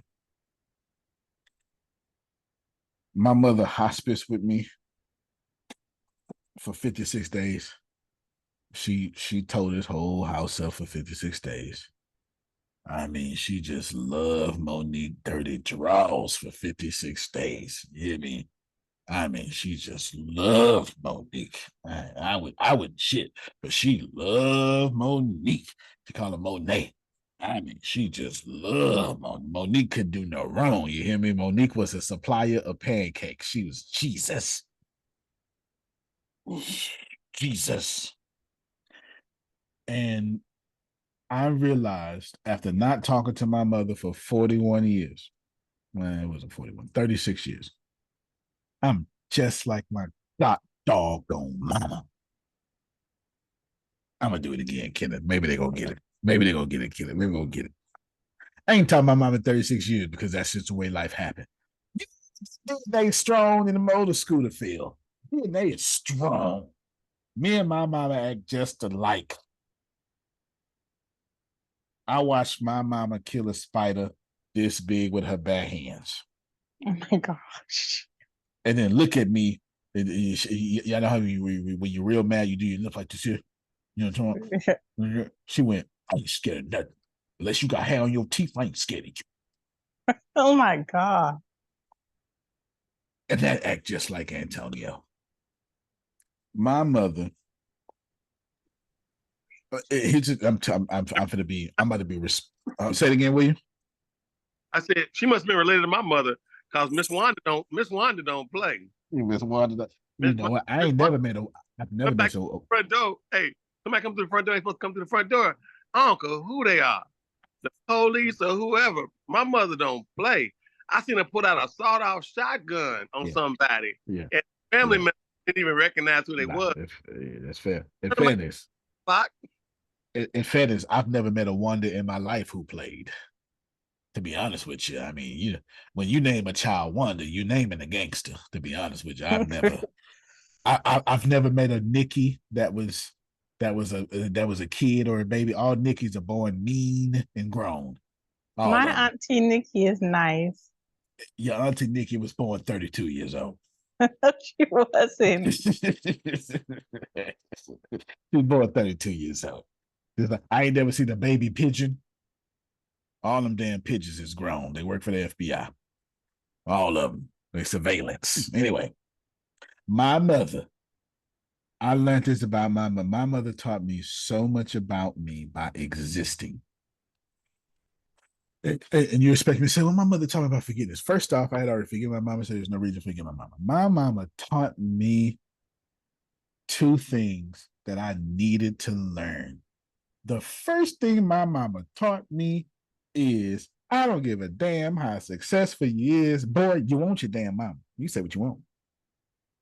See, y'all ain't want to receive that. You can say what you want. You say what you want. I don't care what you is. I was around here a 4-year-old boy wanting my mama. You know, the second thing my mama taught me, my mama taught me. Well, let me stick on that first thing, because y'all out here thinking y'all grown. Yeah, we're grown. You ain't grown. You ain't grown until you die. At your funeral, you can then be grown. Until then, you learning. See, they ain't like that, Tanya, but it's the truth, though. It's true. Now, you could be grown like, I'll tell you when you're grown like, when you get your first bill collector. That's when you're grown like. When you get your first bill collector, that's when you got some grown in you. And when Verizon start calling you about your Phil Sorrentino, please. This is Verizon. You're behind. When they start calling you, then you're grown like. You understand? That's when you. My mother taught me that a boy or a child is always going to want his parents. No matter how much we convince ourselves through trauma, we are not going to want our parents. Well, that's true, because the daughter always wants her daddy. That's right. That's right. Number 2, and the most important lesson, I'm going to stay here for the rest of the time. My mother accidentally taught me and Monique a lesson. Me and Monique was sitting right here. I think Monique was eating pancakes. My mama told my daddy, you was a good husband. First off, he thought he was a piece of crap, because that's what he thought. That's what she said. Secondly, she told him something I'll never forget. Monique can never forget. We talk about it all the time. She said, you did everything you were supposed to do. Now, remember, they divorced in 1997, split up, and this is a very Black example. They split up in 85, divorced in 97. I know you white folks don't do that, but that's a very Black thing to do. Yeah, it's a very Black thing to do. All right. Cause what happened is what happened was, when we roll out, we split. We ain't got time for white folk paperwork. Yeah. We got to understand it. I gotta go work Friday. I ain't got the money for that paperwork. I gotta work Friday. Oh, this is what my mama told my daddy. My mama told my dad, you did everything you supposed to do. You was a good husband. But what's the point of giving somebody the world when they not happy? And me and Monique at the same time looked at each other. She taught me, I need y'all to receive that I needed to hear my mother tell my father that she was never happy. And I needed to see my father have low self-esteem with my mother, thinking that he never did good enough for her. I needed to see my parents flawed. I needed to see my parents flawed because I grew up without parents, so I never seeing them. I don't know about y'all, but for me, seeing my parents flawed humanized them. Because growing up with our parents, I demonized them. Jerome, I'm just trying to be transparent. I'm just trying to tell the truth. I'm just Otis, growing up with our parents, in order for you to deal with that, you have to demonize them. And then you get older and then you start going, that's all right. I'm not going to demonize them, but I'm a man. I don't need my parents. And that's still a form of demonizing them to say you don't need parents. So I needed to see them flawed and broken with each other in love because I needed to see them as humans doing the best they can with what they got, which leads me back to y'all.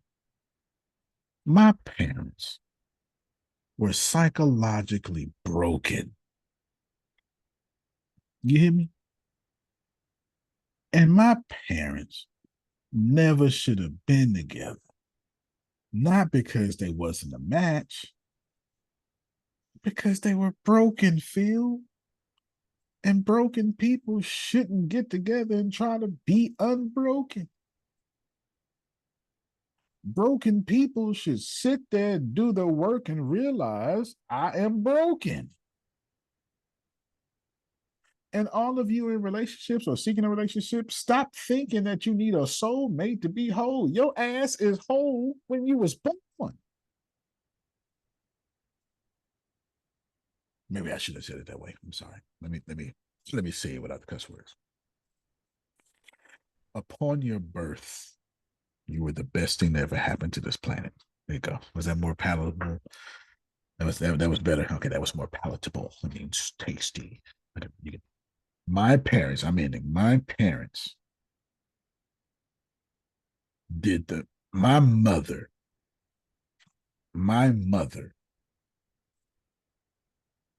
did more for me dying than she ever did for me alive.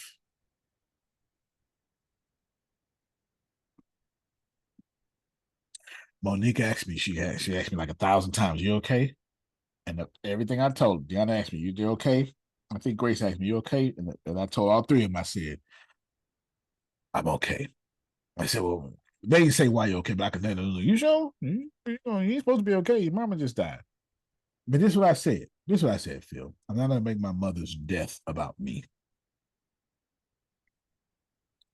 Just not going to do that. Just because somebody died don't mean that shit is about you, Craig.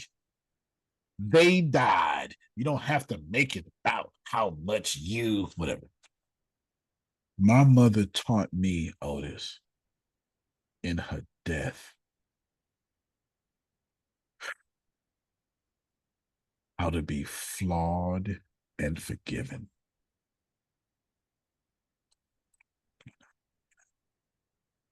Because she was flawed. And here's the deal. Me and my dad, we got a silent agreement. Well, it's not silent, but on October 25th, me and my dad will celebrate my mother's birthday. We promised to do this with each other. He wound up sending her the last words she ever said out loud. Wasn't even words. It was a gargle or something to whatever she tried to say to him over the phone while he's in prison. And so now me and him have we already had a good relationship, but we had a strong relationship. We're gonna celebrate her every day, every birthday,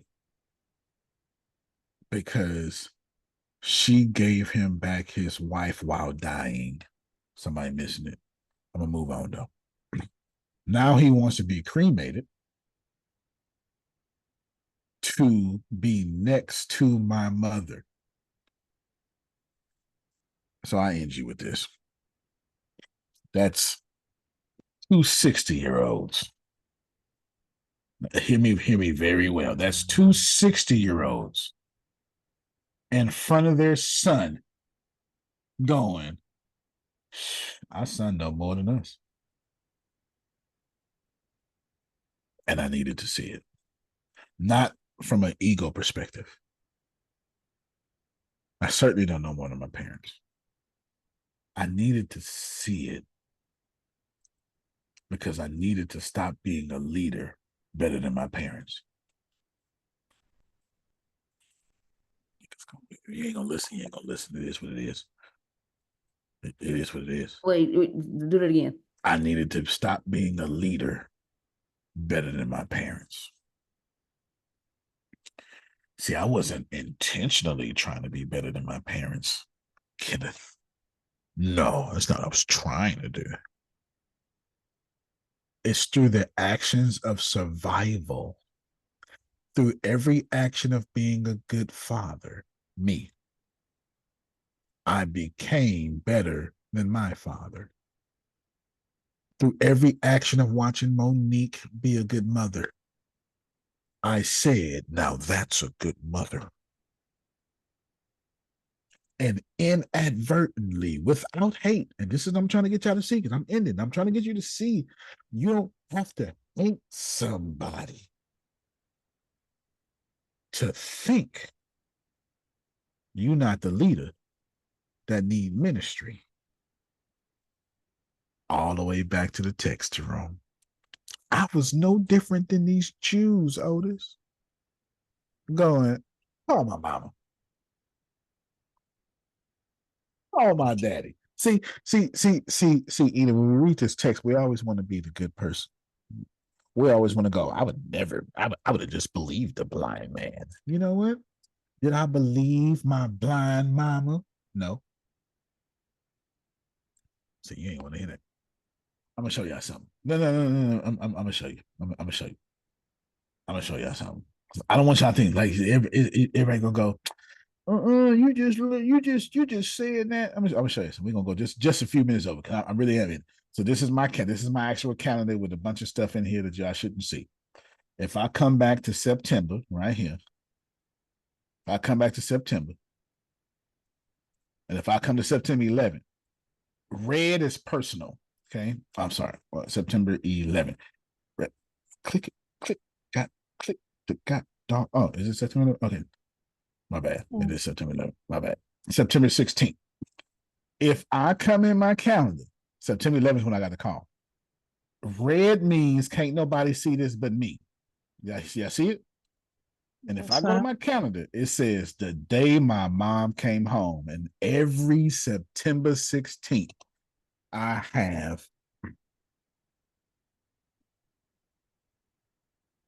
don't even know what to tell you. In my personal calendar that nobody else can see, nobody can see it. It's just red means can't nobody see it but me. I remember September 16th, the day I drove all the way to Galveston to get my mama, and it says the day my mom came home. And it may not mean nothing to you, but I didn't call my mama. You call her by her first name? No, I didn't call her by her first name. It's disrespectful. I'm black. I ain't gonna do that shit. You crazy as hell. You crazy Well, as hell. my cousins, they all called their moms by their they first get their ass whooped. It's Well, what I would say in the black household. But excuse me, I might be out of line. But I still stand on what I said. I just didn't call her nothing. I didn't think of her. And when people say that's still your mom, I say you're right. But that didn't mean I received it. I just meant you're right. So you can shut the hell up. Who know what I'm talking about? It's called a ceremonial yes. You just shut the hell up. You right. Your dumb ass is what I really meant. That was the silent Look at statement. what? And After see Still your that. that, and mama. see, that's why me and you connect. I say you right to shut you up in a minute. If you ever hear me say, you right, just know the conversation is done. Oh, but you ain't never And talking to me again. I don't even hear you no more. You just wasting your breath. That you gonna be on your deathbed talking about. I shouldn't even waste my breath talking to Trinace. I need that breath right now. Right now. That's right. I'm about to die 20 seconds early because I wasted my breath telling her she right. Listen, I promise I'm not trying to go over. Grace, give me 4 minutes. So can I give me 4 minutes, Grace? I just need 4 minutes. This is what I'm trying to say.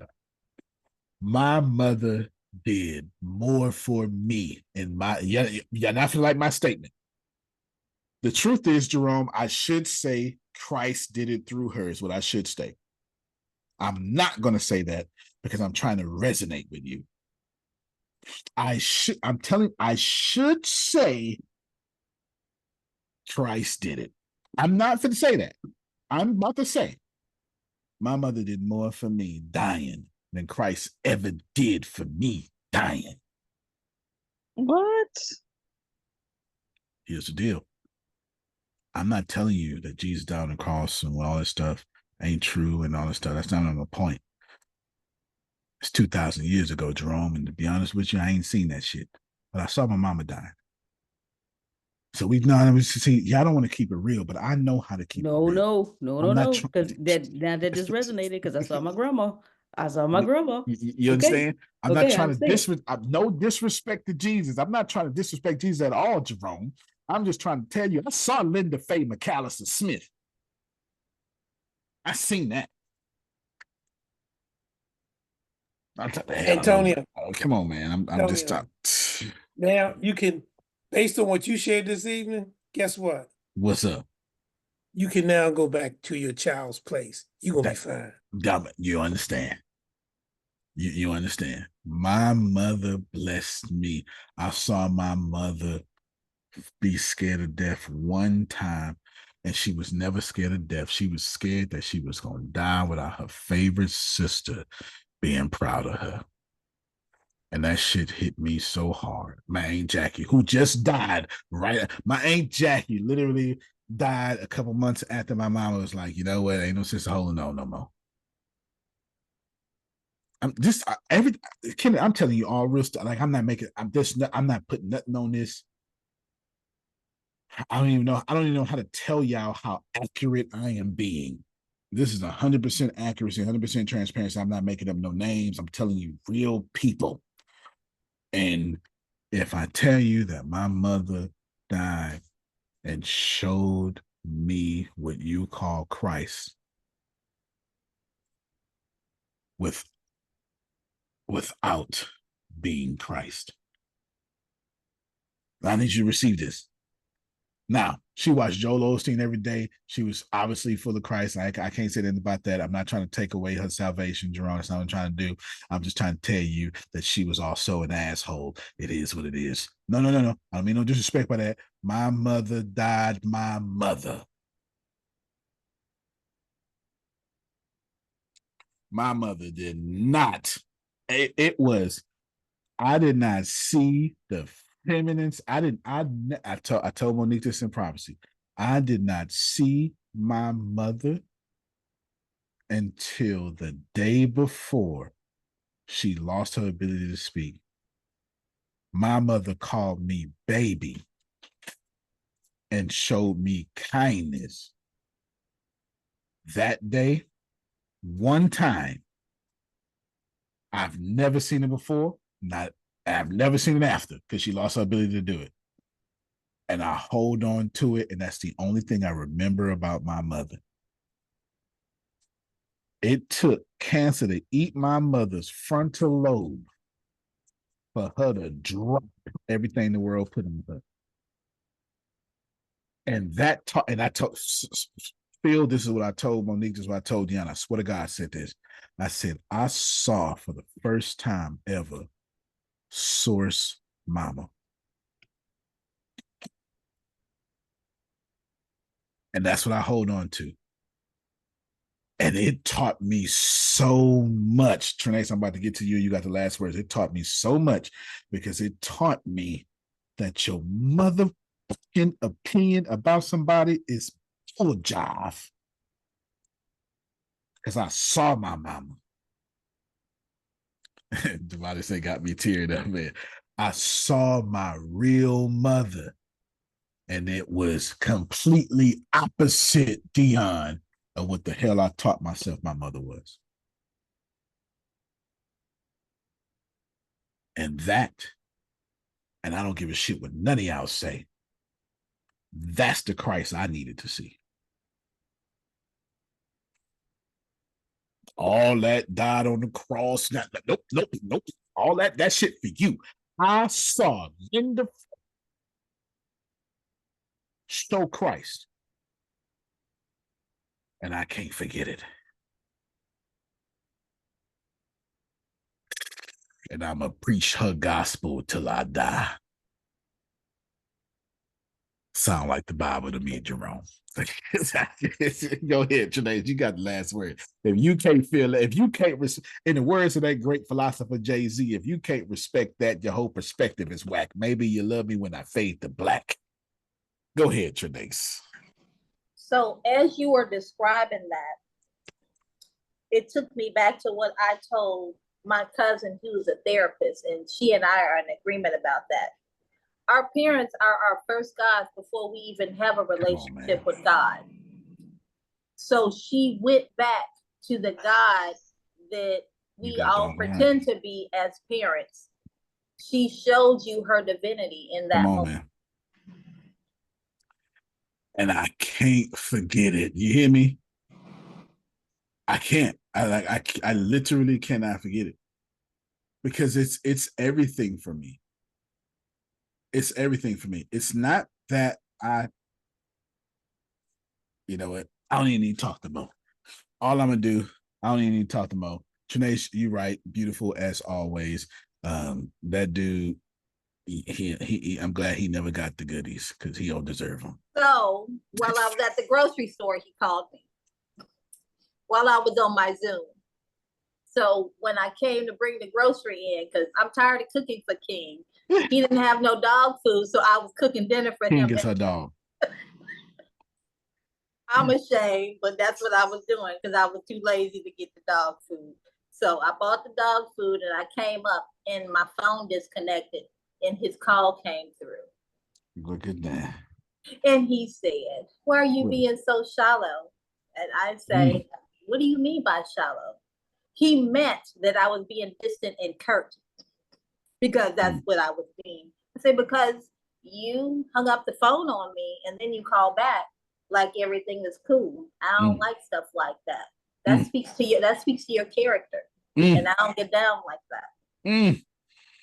If I'm gonna hang up on you, I don't. I'll say I do not like the way that this call is going, so I'm gonna end this call. Because it's not rude to do it like that. It's rude to just end the call and not say nothing. But needless to say, he say, "Are you done yet?" I say, "I am. And I don't like the way this conversation is going. So I'm going to end this call." That's what he said? That's what I said. Oh, fair enough. Okay. Not are you done yet? But you did warn him, though, that you would do, that's how you do it, and he didn't listen. Okay. I feel you. Shoot. Watch your nation started. Oh, go ahead.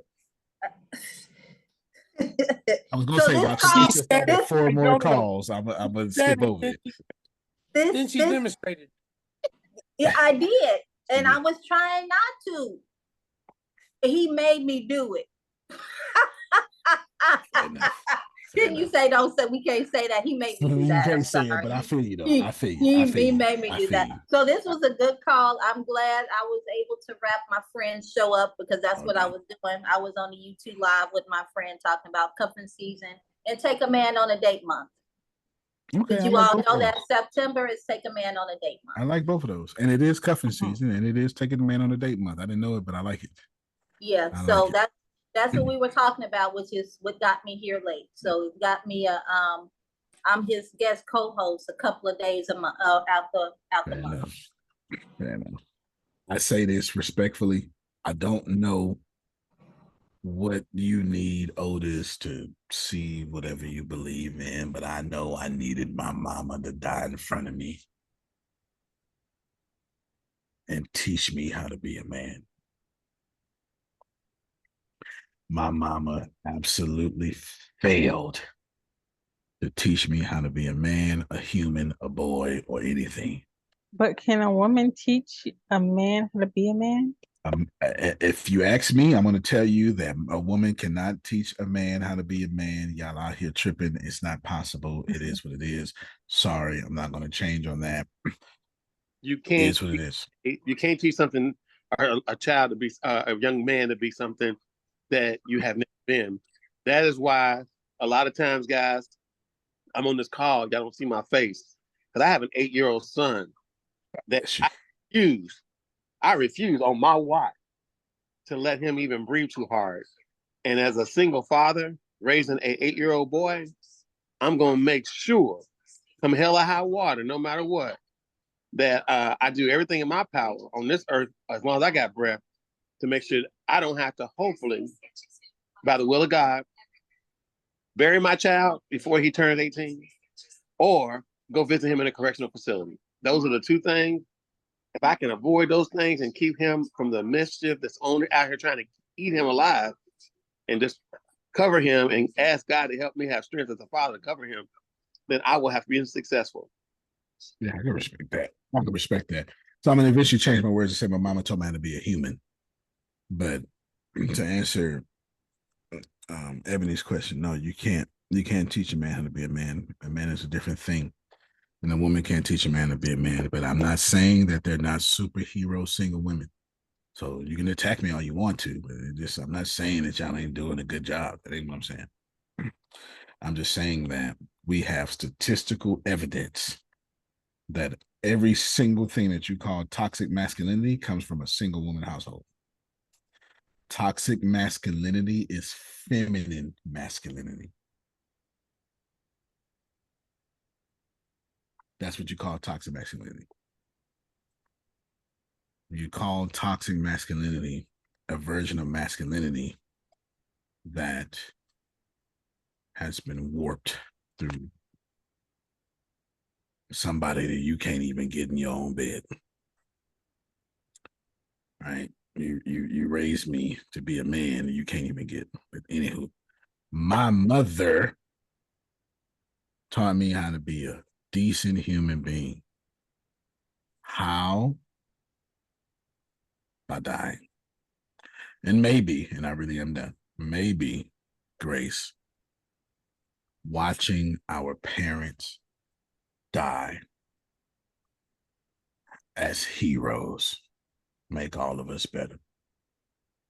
So my last words to you is, maybe you ought to let your children see you die as a hero before you fucking die. Maybe you should start that now. Maybe it shouldn't be for the last 56 days of your life.